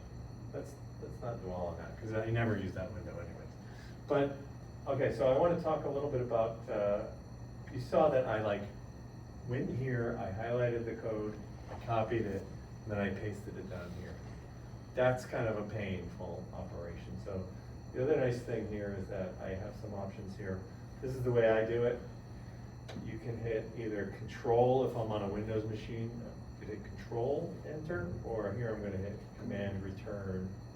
And it just takes the line of code that I'm on in the code editor and sends it to the console. And if I have a bunch of lines highlighted, like if I select several lines, and hit that Command Return or Control Enter, it'll take that entire chunk and send it into the console. So what's happening when I did that is that all of that code, and in this case, this is like very interactive code that's telling it to load some libraries on my behalf, gets sent down into the console, and now I've got functions that are available to me to run from those packages. So like, that's kind of a, I don't know if that's new to you, that'll take a little bit of time to get used to. And that's very similar to sort of how it would happen in Python. You're talking about Python are libraries rather than packages. And then you would, I can't remember that, you would tell it somehow like, I'm gonna use this library and make it available to me. And also, you would also have to do an install if you hadn't yet installed that library yet. And that's here in R, it's called cran, and in Python, it's called pip install, I think. Anyways, okay, so that, we just needed to do that up front. Lots of times you'll put like in the beginning of your code file, if you're using packages like that, you would put like a, you know, I'm gonna use these packages, and that would be sort of like, almost like a header in your file. All right, so let's just talk a little bit about like what R can do. So like, I can use R as a calculator here, right? So I just sent that line of code 3 plus 3 into the console, and it added 3 plus 3 and it returned this number 6. So it did the math for me, right? What's interesting here is that it is telling me a little bit of extra about what's going on. And this 1 here is telling me that like, this is actually a single number, right? A vector of length 1, we call that sometimes a scalar, and it's a single value with the value of 6 in it, okay? And then I can also, like, there are functions out there, like in Excel, right? I've got worksheet functions. I think that in Excel, SQRT is the same, right? It's a square root function. Mm-hmm. But I can use functions, and I can say like, just do the calculation for the square root of 2, right? And this is once again telling me this is a scalar number, and it's a single value, and it's 1.414. You know, if I didn't want to use a function there, I could do the math and I could exponentiate it. I could say 2 caret 0.5, and I get the same thing, right? So, you know, you can do that stuff. We can nest functions, so let's say for some reason I really cared about this value, the square root of e to the square root of 2, right? That's how I would write that on paper. I can nest these functions, so, and you kind of read this from the inside out, right? So I'm going to take the square root of 2 first. I'm going to exponentiate it, e to the power of the square root of 2, and then I'll take the square root of that, right? So here, once again, I'll hit Command Enter, and I'm getting that value. I did not know that was 2.02, but that's what that is. And then, this is kind of nice. If ever I want to have help on something, I just type in the console question mark. And for instance, if I want to know help on that function, square root, I'll get something popping up in my help viewer here. And this is, they don't have a dedicated like help page for square root, but absolute value, square root. But pretty much anything that's out there, if there's a function I'm using, I can do question, in the console, I can just type question mark, and then the either the function or, you know, here I can say question mark cars. We were looking at that earlier. And this is a cars data set.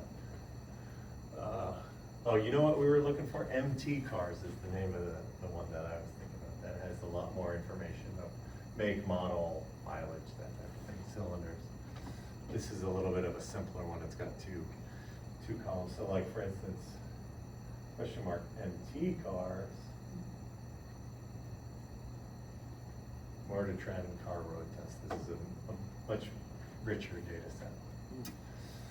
But question mark is a really powerful thing, right? It'll help you out. And then like, you could do like, if I do 2 question marks, then I can search for stuff like, it'll kind of do more of like a search, right? So if I do like question mark, reduce,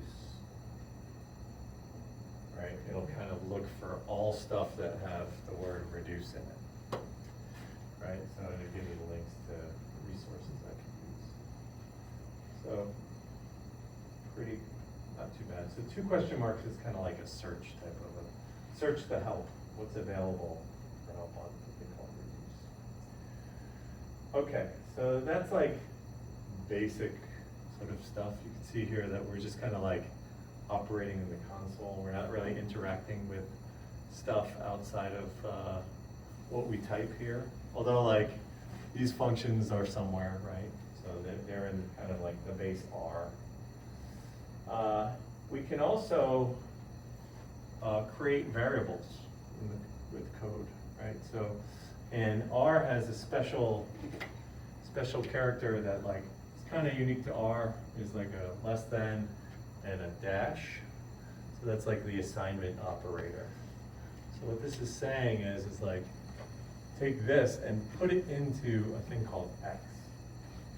If I execute this in the console, I want to draw your attention to this environment pane here.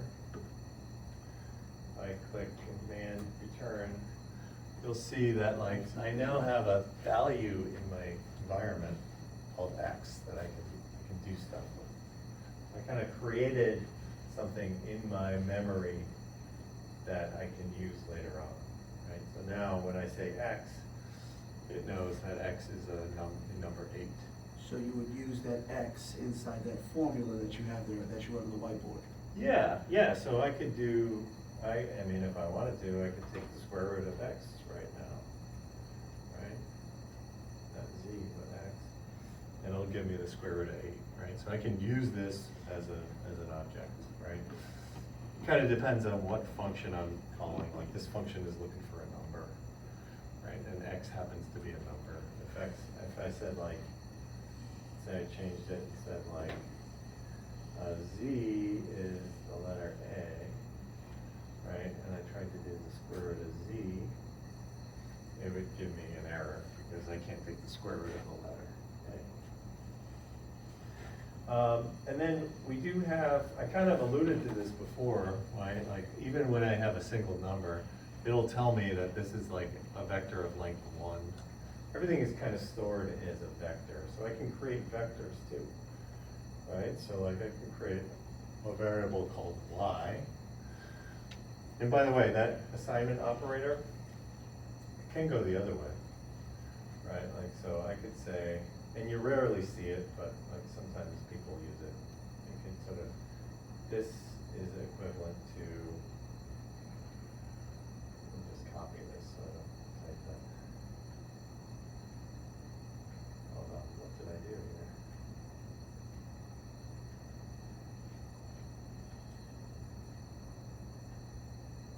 I could put it the other way, so I could say like, take this thing and put it into y, right? So it's, most people only use this one, but, yeah. Anyways, so this created, we can see here in my environment now that I have a variable called y, and it's got a number in it, but it's not a single number, it's a vector of 5 numbers, 1, 2, 3, 4, 5. So this function C is like a special, like a base core R function. It kind of stands for like concatenate or combine. I mean, you can do question marks, C. Get rid of that, put that.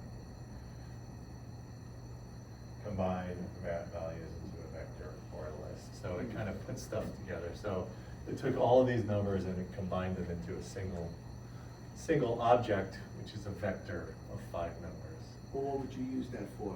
Like, Oh, yeah, you use that for all kinds of stuff. Like, we use it, so like, when we do our cash flows, we don't think of them as having a particular date. It's like period 1, period 2, Oh, period period 3. two. Oh, So I okay, could say yeah, like, gotcha. if I know I have to go out for 36 months, then I you would have go a vector of 36. Of 36, 1 through 36, that would represent those. And the thing is I don't need to type all those numbers out. I can do 1:5, that's kind of like an R shortcut. So if I wanted to do 36 months, I could do 1 to 36, and it'll create this vector of all the sequential numbers between 1 and 36. And if I print Y to the console right now, it'll show me 1 through 5. Yeah, so vectors are like, vectors are really important, vectors of values. And then also, like, you can extend that, there's another sort of object type called a list. So you could have a list of, like, all different kinds of stuff, right? In fact, when we talk about data frames, those really are lists of vectors. This is sort of behind the scenes, but that's what's going on there. Those are like, each column is a bunch of numbers, and I've got many columns, so they're kind of stored as like a list of vectors. And each vector has the same length. So I've got this number x, right, and this number y. But y isn't a single number, it's a vector of length 5. Like, what would happen, do you think, if I did x plus y? Right? Add 8 to each of these guys? Yes, exactly. So it would take 8 and add it to all those numbers, right? So this looks like I'm adding 2 things, but I know behind the scenes that one of these things is sort of has a dimensionality to it. So this is kind of a feature of R. It's got this idea of called recycling. So basically what it did is it said like, well, I've got 5 things. This thing has only one thing in it. Let me just sort of make this long enough, have the number 8 represented 5 times, and I'll add those numbers together. And so recycling also can happen in other ways. So let's say like Z is equal to like C 1 comma or 3 comma 4, right? So I can add Y to Z, which is a little bit weird, right? And it does it, but it does give me a warning in this case, because this one is a little bit, the X being a scalar value and the Y being a vector is kind of a typical thing. Adding together 2 vectors of differing lengths is a little bit weird. It still does it, I get the answer, but it does like this recycling thing. So this actually gets converted into like 3, 4, 3, 4, and then another 3. So it does the math, But it does give me a warning. It says like, hey, that doesn't really work that well. One thing that I'll say about the R programming language is that like, it is written by statisticians for statisticians.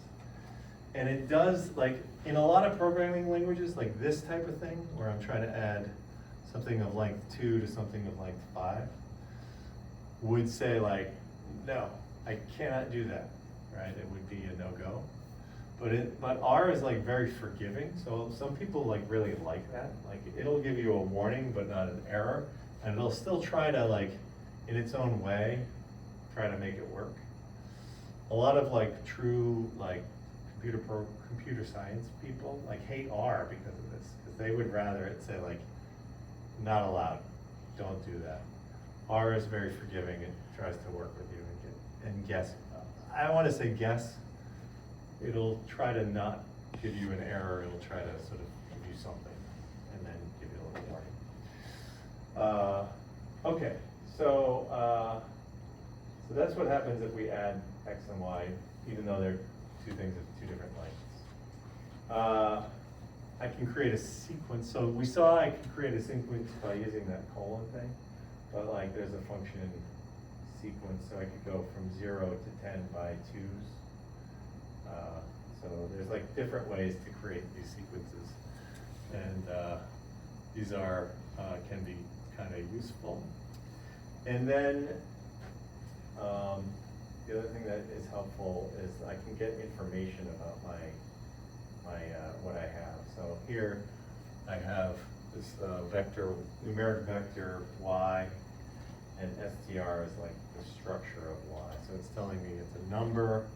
It's got elements 1 through 5, and these are the values in there, and they happen to correspond to numbers 1 through 5. But this, I would say, for like a numeric vector, inspecting the structure of that is kind of like a bit trivial. But like when you get like bigger, sort of more complicated structures, lists, you can have lists of lists. These things do get kind of complicated. So like this function is kind of very helpful. Is R this intuitive, or is this just a rudimentary what R can do? This is what R can do, because you know, okay, like great, I can add 1 and, you know, 2, 3 and 5, cool, but like you gotta layer on complexity to actually do stuff you want to do, right? So this is more of like a gentle introduction to R. So the other thing is like we saw functions earlier, right? Like we saw this SEQ function, the str function, the square root function.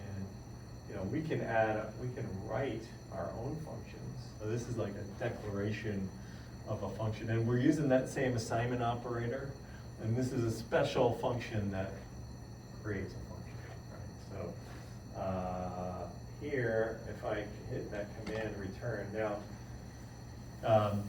this curly bracket thing is kind of telling me, like, despite the fact that this thing takes up 3 lines, it's a single statement altogether, right? So opening curly bracket, closing curly bracket, right? And I can define my function. Why is it done that way and not just on one line? Well, in this case, it would be very easy to do it on one line. Sometimes my functions, like I said, get more complex than just adding 2 numbers together. So like, you need to span several lines, right? Like, you know, you could have a function that, in order to define the function, takes 100 lines of code, right? You're taking something in, you're doing something with it, you're sending it over here, you're sending it over there. You know, you can have, these do get quite complicated. So like, you need a way, you wouldn't want to just have that all on one big line. You would want to be able to sort of make it readable. And you know, you can indent and do all kinds of stuff, add comments to make it more readable. But you saw what happened here, right? I defined this function. I put my cursor sort of anywhere on this line. I hit that Control Z, And it was smart enough to know that, like, send all those 3 lines down to the console down here. So it executed this code. Also, you see, the other thing that's a little bit interesting is like, when I run code that does this assignment, it doesn't return any results. But what it does is it creates something in my environment that is now available to me. So I've defined this function, and I can call it, right? So I can say, add pi 3 to 3, pass the number 3 into that function, and it's gonna add 3 pi to this number 3, or not a particularly close approximation of pi, but in pi, it's pi enough, you know? And then I can also sort of pass my vector in there, and it'll work just as we saw before. It'll add each element of that vector, it'll add pi to. Right, so defining your own functions can be very useful. I don't think, we're not gonna do like too much of that, but it might pop up here and there. This is how we define functions. And this sort of idea, I may be using the term wrong, functional programming, but like, by doing things to write, by organizing your code around writing functions, it's a very effective way to sort of make your code less verbose. Like, you end up copying and pasting a lot less code if you sort of define something once and then reuse it later. It's a good approach. And R will remember all of those things in the environment. Yeah, exactly. So one of the things that I turn off, it's a good question. If you go to Tools, Project Options, right?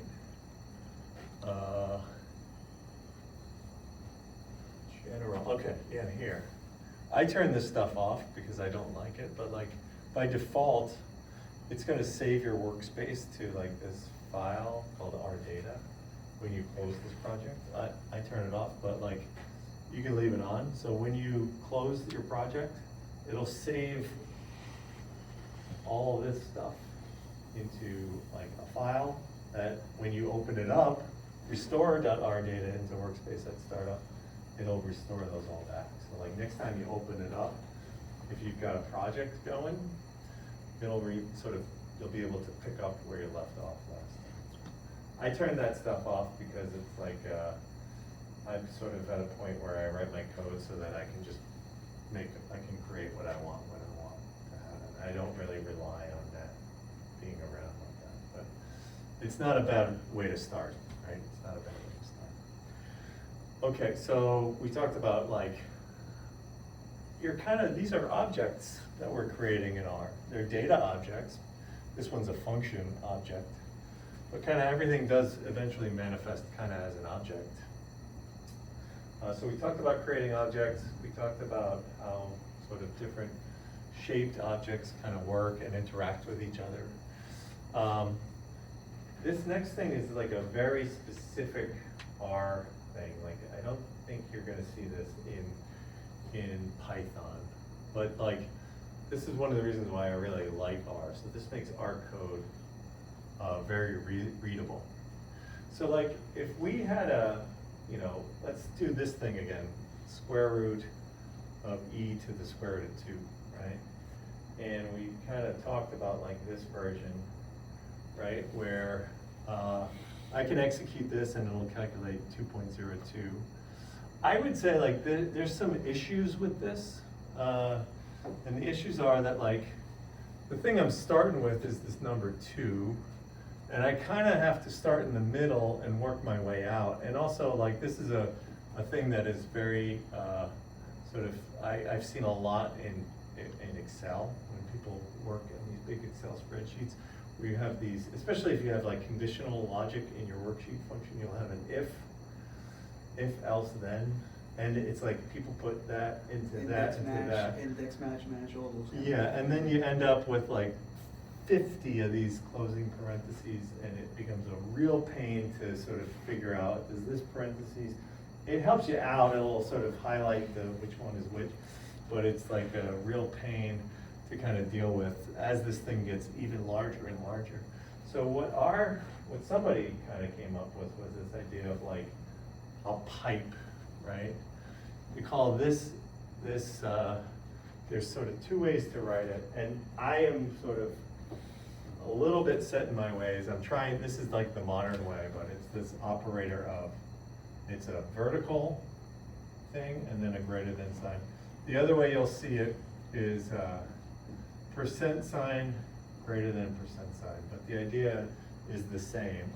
And the idea is like, take whatever is here and insert it into as the first parameter of this function. So like this 2 pipe square root is the same as this statement.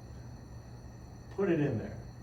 But then you can take the output of this function and put it into this one, right? So this is sort of saying like, take this thing and put it into that function and down the line, right? So I've taken this statement, which is concise and fits onto one line, but it has the issue of like, I have to count the parens, and I do have to kind of like start in the middle and work my way out, and converts it into this sort of framework where it's like, start with a 2, first take the square root of that, then take the output of that, exponentiate that, and then do a square root finally on all of that. So it does take your code and sort of switch it from read from inside to out to read more from like top to bottom in steps, right? So like, this is kind of a silly example because nobody's ever really gonna write that.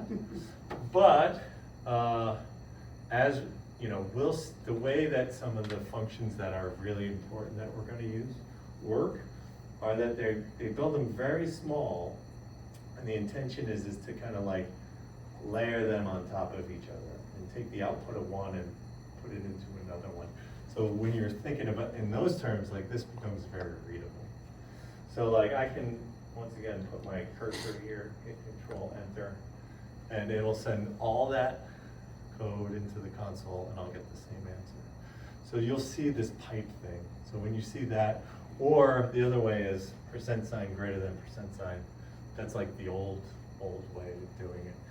And I do that sort of naturally. You'll kind of see that. So the pipe is a very like specific R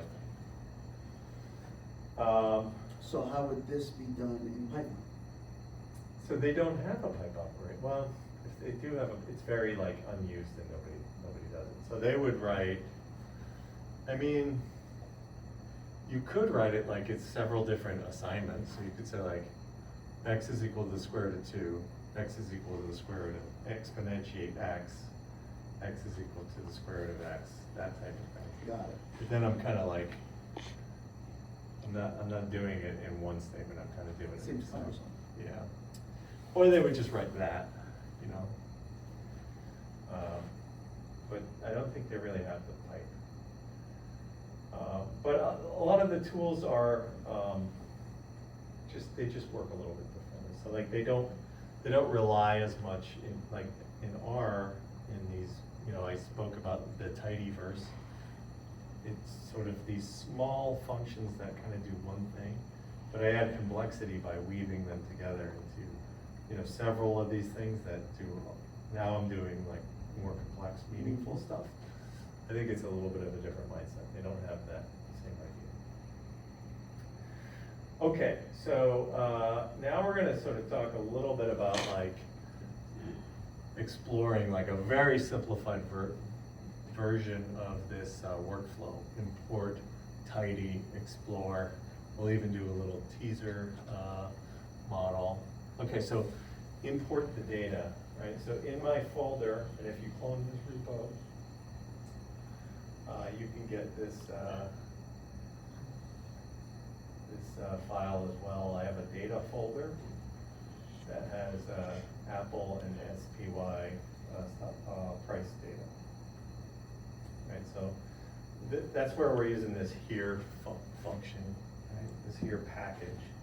This is just going to give me like the location of where that thing lives. So this is telling me the relative path. In the lecture 1 folder and the data folder, there lives a CSV file called AAPI. SPY CSV. So if I look at this now, this is actually the location of that file on my computer, right? So like, this part is where my project lives in my drive, and this is where I told it it lives. So within my project, in the Lecture 1 folder, in the data folder, there's this CSV. That helps me like point to where that file lives.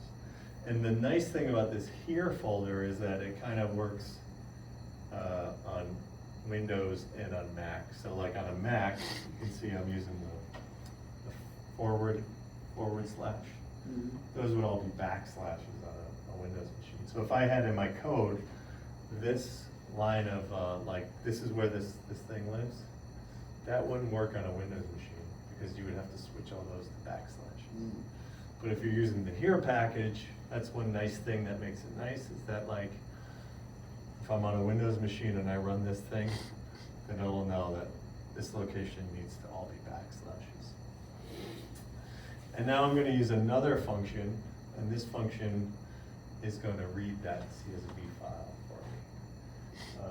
So this is gonna be pxraw.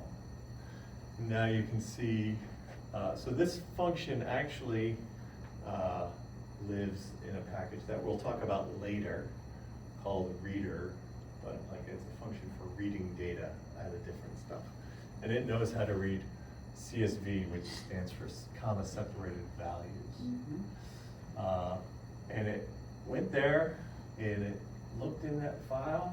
I told it where to look, and it assigned to a value called pxraw the contents of there. So like, whereas before we were talking about like numbers and vectors of numbers, now this is like true data. This is like a data frame, right? So I have here, well, I can click that thing and see what it is. I can use the str function, right? This is px_raw. We saw that str function. A little less friendly to read. Here's a friendlier function called glimpse that I could use. This is going to kind of show me what's in that data frame. So there's 1,500 rows. This is daily data, 2023, for 5 years. Excuse me. Let me just take a sip. I think it's 5 years. And I have 3 columns: a date, a ticker, and then a value of the adjusted close value of that stock. And that's both Apple, and then the other one's not a stock, it's the S&P 500 index. Now that is a file that you created just separately, or you downloaded it from somewhere. Yeah. And it's now parsing that using This, whatever. yeah, using this read CSV function, right? So it's able to get that and create this type of object, which is a data frame. I could just print that to the, I could just print that to the console to pxraw, right? And it will kind of show me a different sort of way of looking at it. But you can kind of see I've got dates, tickers, and price.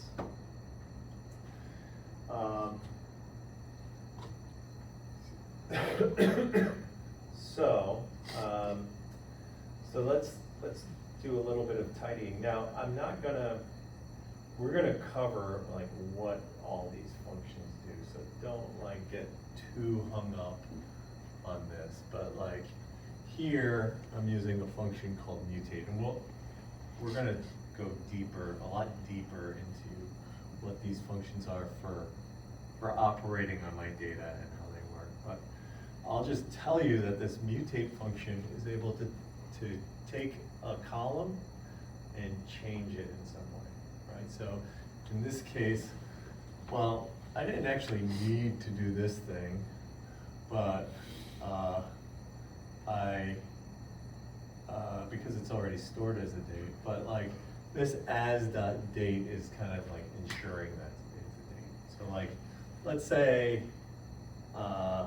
let's say something happened wrong in my read CSV and it read this thing in as a character field. This is gonna make sure that this thing is a date. And similarly, this ticker is gonna ensure that it's a character. But what's gonna happen here is like, I wanna change the name of this adjusted close thing to, rather than being adjusted close, I want it to be price. So this is gonna say, create a new column called price. And then later on, we're just gonna select, we're gonna pick out of our data the columns date, ticker, and price. So what's getting kind of thrown out in that operation is this column called adjusted close. And then what arrange does is it just orders my data. So I think a lot of this probably was, might have been unneeded, but like now I'm absolutely sure that like the date's a date, ticker's a character. I don't like the name of this column. I'd rather it be called price, and I can do that. I can do that with that operation. And when I'm done with all of this, this is gonna be ordered by date and ticker. Or actually, I'm sorry, ticker and date. I will put. It'll be organized by date within ticker. You can think of it that way. And you can see that like, I'm using those pipes and I'm sort of composing a more complicated set of instructions from sort of simpler statements. Mutate changes and calculates new changes columns and calculates new columns. Select, picks which columns I want to have, and arrange orders them. So I don't have to do all that in like one function. I put together simpler functions and compose them for more complicated things by using that pipe. So this is going to take all of that output and put it into a thing called PX. So after I ran that, you saw that I put my cursor anywhere in there and hit Control Command Return or Control Enter, and it sent all of that code down to my console. And now I have a new object here called PX, which is a data frame, and I can see that it's got the same number of observations with 3 variables, except now the variables are different because one of them is called price, whereas in this one it was called adjusted close. And here is another sort of useful function, slice head. So this is going to just show me the first 5 rows of my data. And I can inspect it and say like, oh, that's kind of what I wanted it to look like.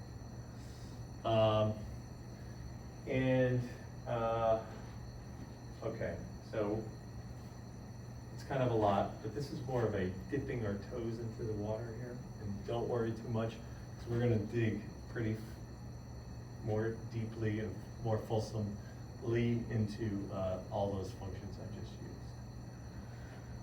So one of the, okay, are we cool? Are we good? Okay. One of the things that you'll kind of see here is that you'll see this word, I use the word data frame quite often, but if I look at what I've created here, it's a data frame, but it also inherits these other objects.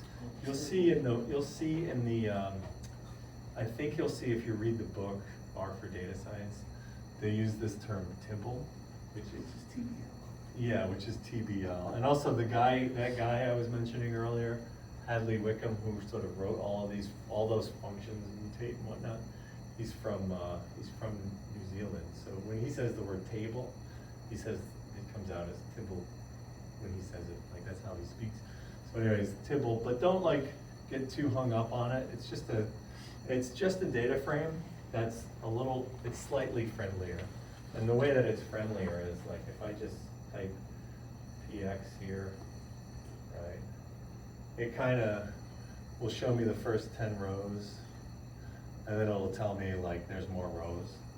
If it was just a regular, I mean, if I did data.frame of PX, it prints like all it doesn't stop, essentially. Mm. Well, it does stop eventually, but it kind of like essentially spams your console. So this newer sort of object is just a little bit friendlier. It just prints nicely, and it's got a couple other features that are sort of beyond this class's contents. Okay, so we're kind of trying to mimic in a very synthetic and simple way, kind of those steps we were talking about. So we imported the data, we did a bit of cleaning, but we didn't actually look too much at the data. Here, we can explore the data, right? So we can use a package called ggplot. Actually, it's called ggplot2, but this is a great package for plotting, right? So we can create as fancy plots as we can sort of imagine, and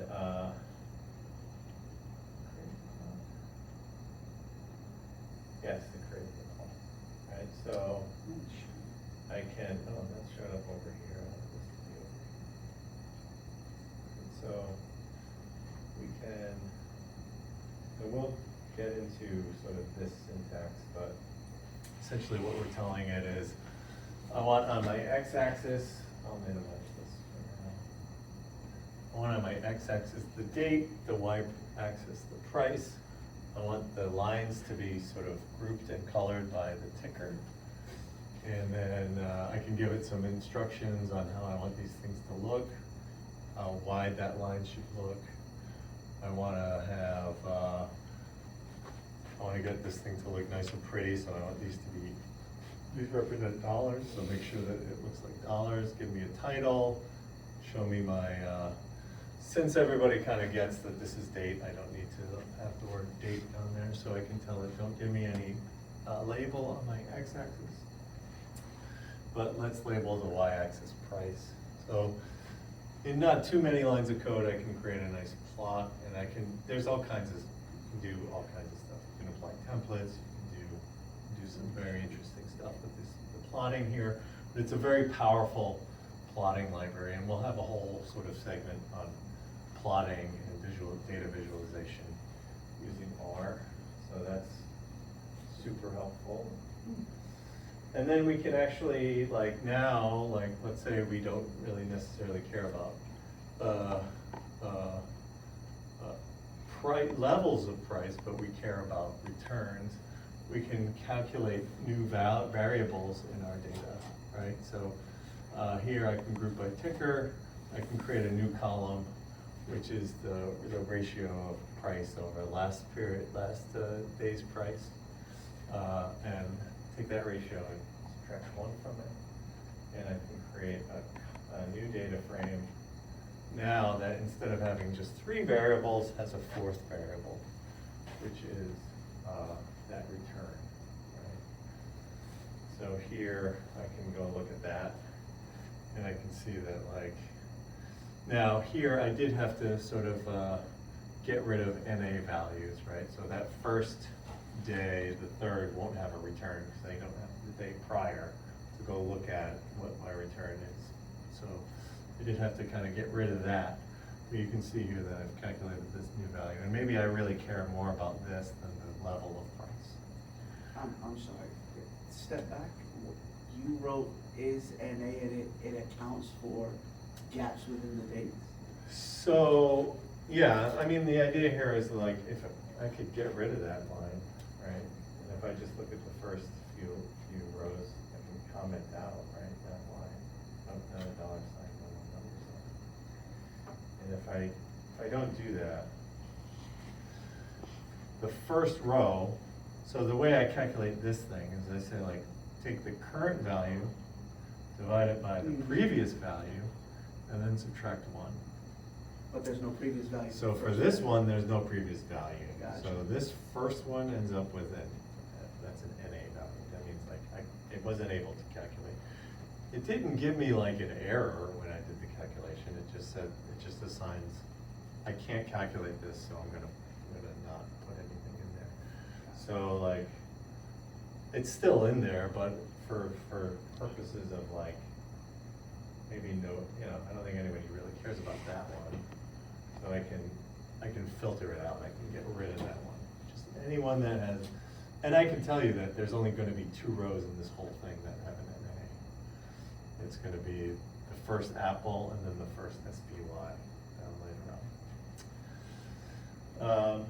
And then here, maybe I wanna do a different visualization on those returns, right? So I'm not gonna go through this, but like we can do, rather than a line graph here, we can do a histogram of the returns, right? So here I'm sort of overlaying on top of each other. These are the SPY returns, and then these are the Apple returns. We kind of can see some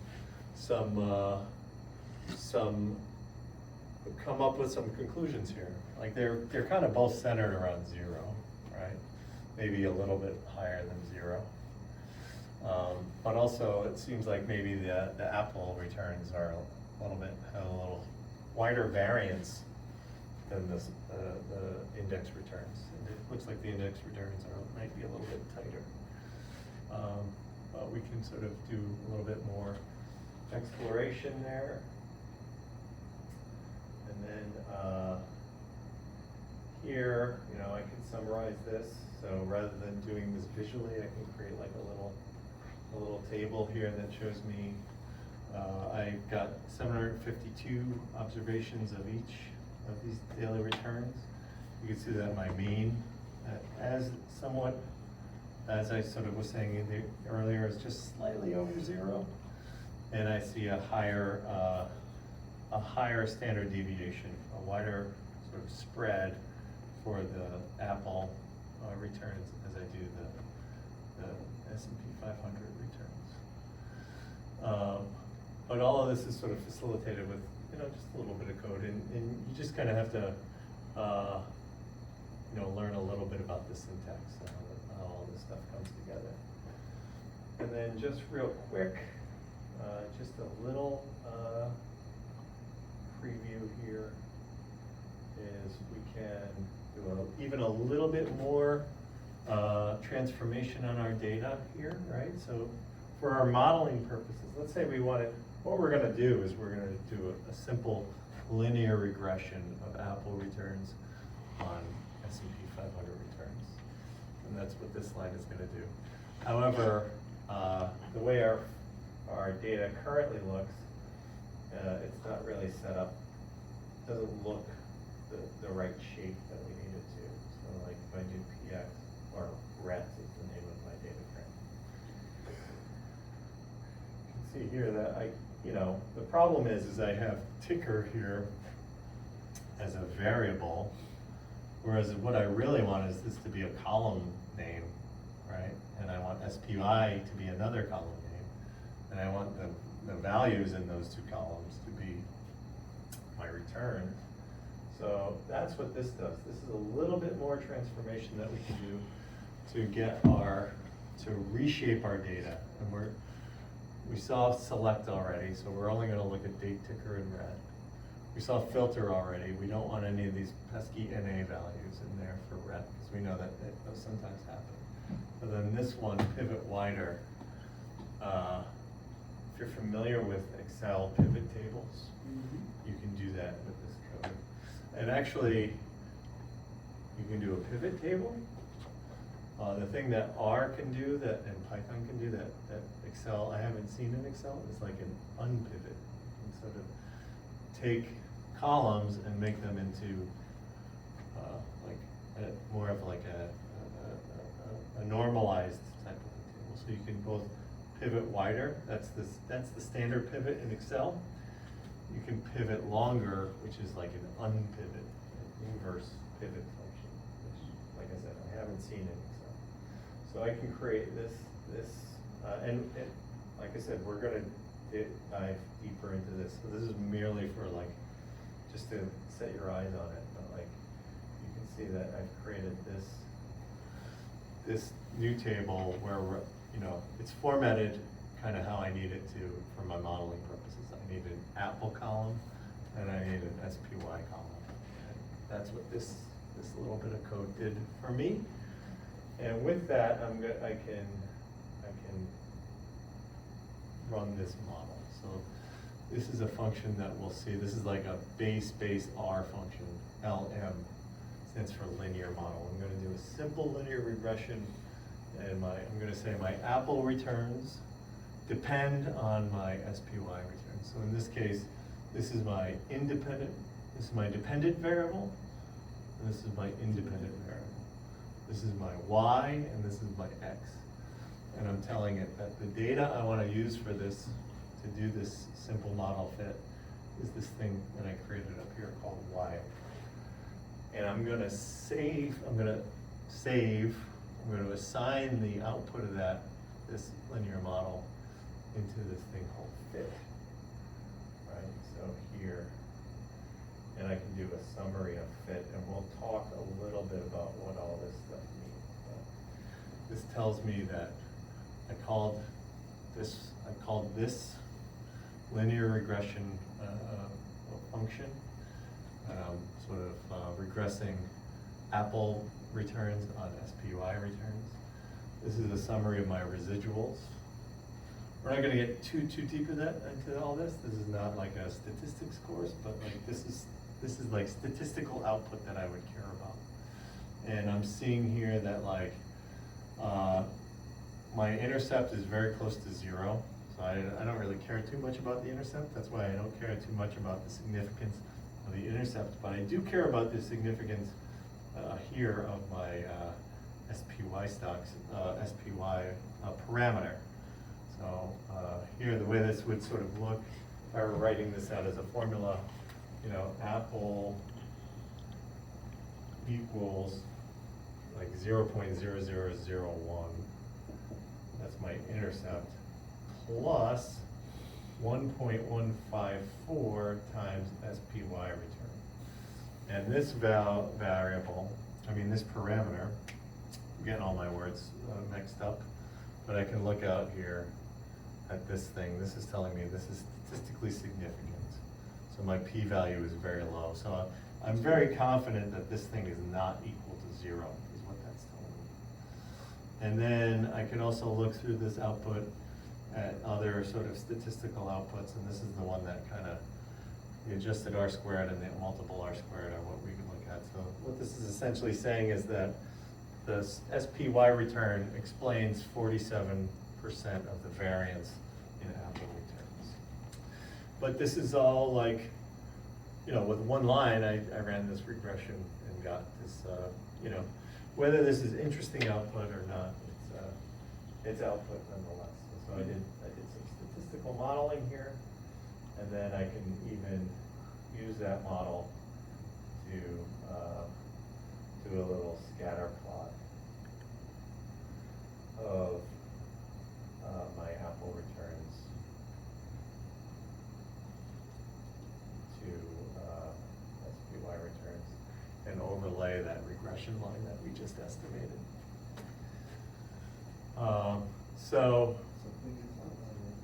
Yeah, we got some outliers. We got an outlier up there. That must have been a really good day. These were some bad days. Okay. Well, okay, so I think there's just a couple of closing slides, and then we'll call it a night. Have you all been doing like the 6:30 to 9:30? Is that like It's new. is that new? Okay. I've done it from my house. Okay, so I prefer it, I would say. Okay, let's just do this real quick, and then we'll call it a day, because it's getting pretty late. Okay, so I'm gonna do full screen of this.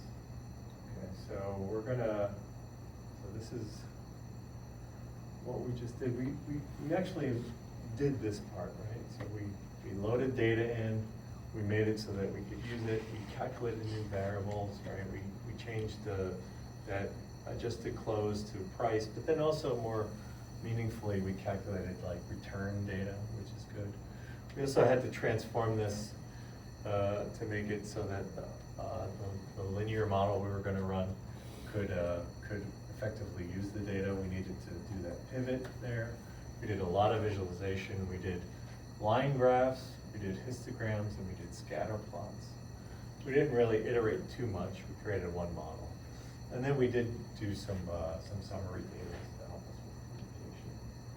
So part of the assignment is to check out this chapter 1 of ISL, Introduction to Statistical Learning. And then that's a non-sort of technical chapter. It's about how we talk about models and not how we compute them.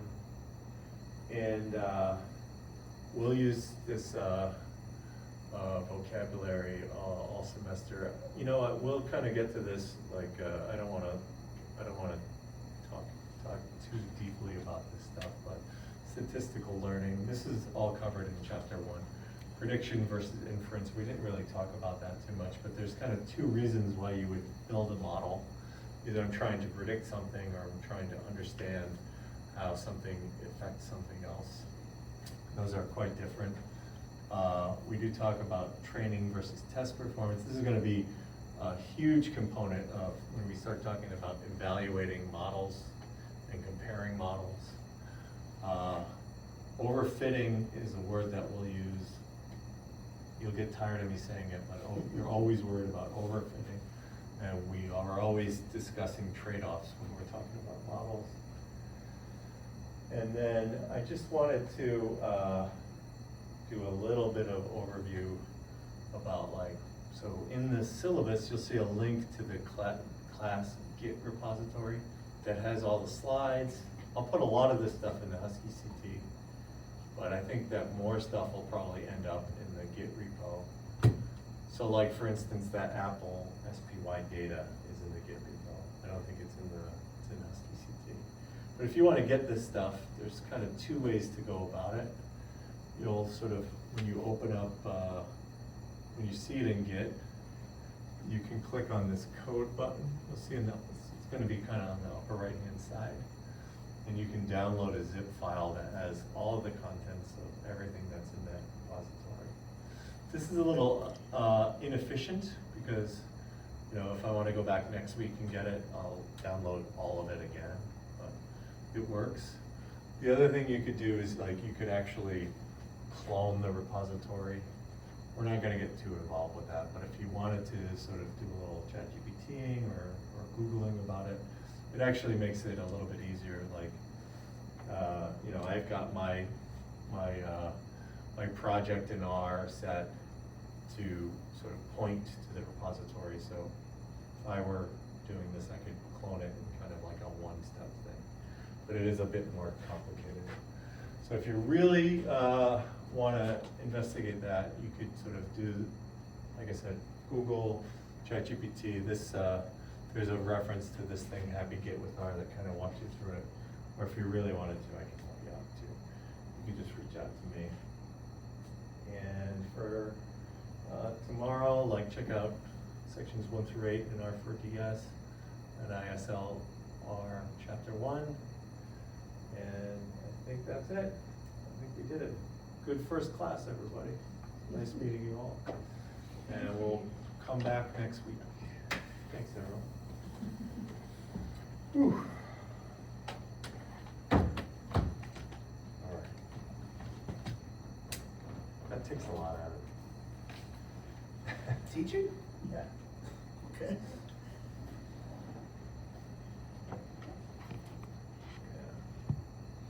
It's hard to talk. You heard my voice.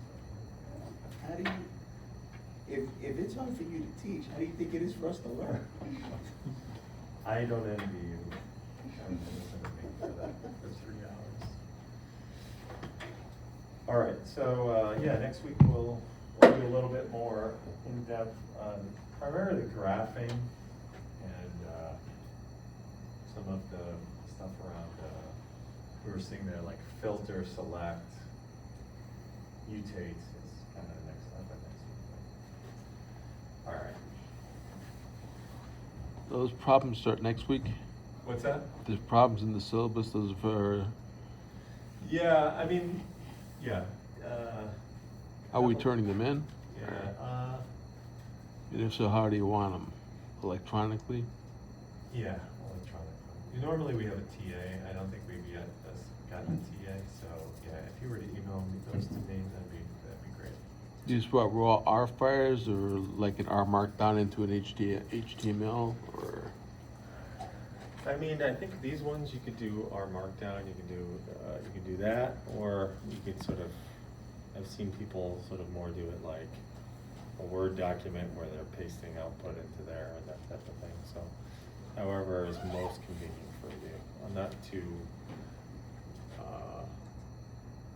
discerning, it's like. But on this, are you assigning these on the 27th or to be turned in on the 27th? Like you have, So those are actually, For next nothing's week? gonna be due next week. Okay. Those are due, that's when. That's the assignment date. When it is assigned, yeah. Yeah, so nothing is due next week. did you ever see this book? Which one? The time series one? Who's the author? Oh, yeah. I think I saw a talk by that guy, Heinemann. The guys from our book also have all their lectures on YouTube too. Okay, yeah, So if you look for it, you'll find them. cool. Have you used that book? Or you Yeah, I've just- seen this book. Yeah, we used this book for a forecasting class I did in New Haven. Cool. And was it an R? Yeah, That guy Heinemann, I think, is an R guy. yep. He actually wrote his own library. FPP3 is the current version of it. Okay. Is he one of those, is he like a Facebook guy? Cause I know those Facebook came out with like a big, forecasting package. Well, they have their own, Facebook made their own, they call Prophet. Profit, yeah. He's not that guy. is he? No. This guy uses Sybils. Okay. Tibble with the S behind it for the time Oh, series. Yeah, T.S. Sybil. Yeah. Sybil. Do you have office hours listed? Well, I have a day job. So, like, if you reach out to me, we can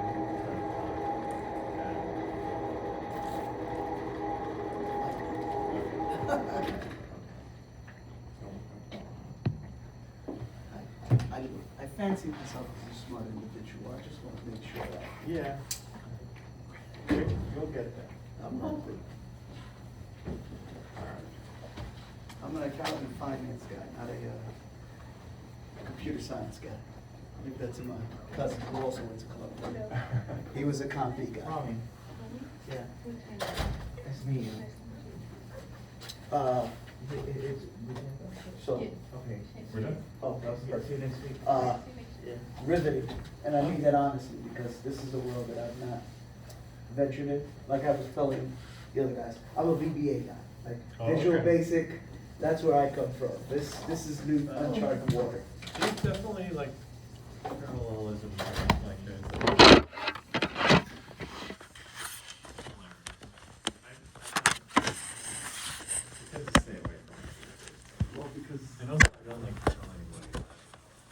I don't receive any questions. gotcha. All right, see you next week.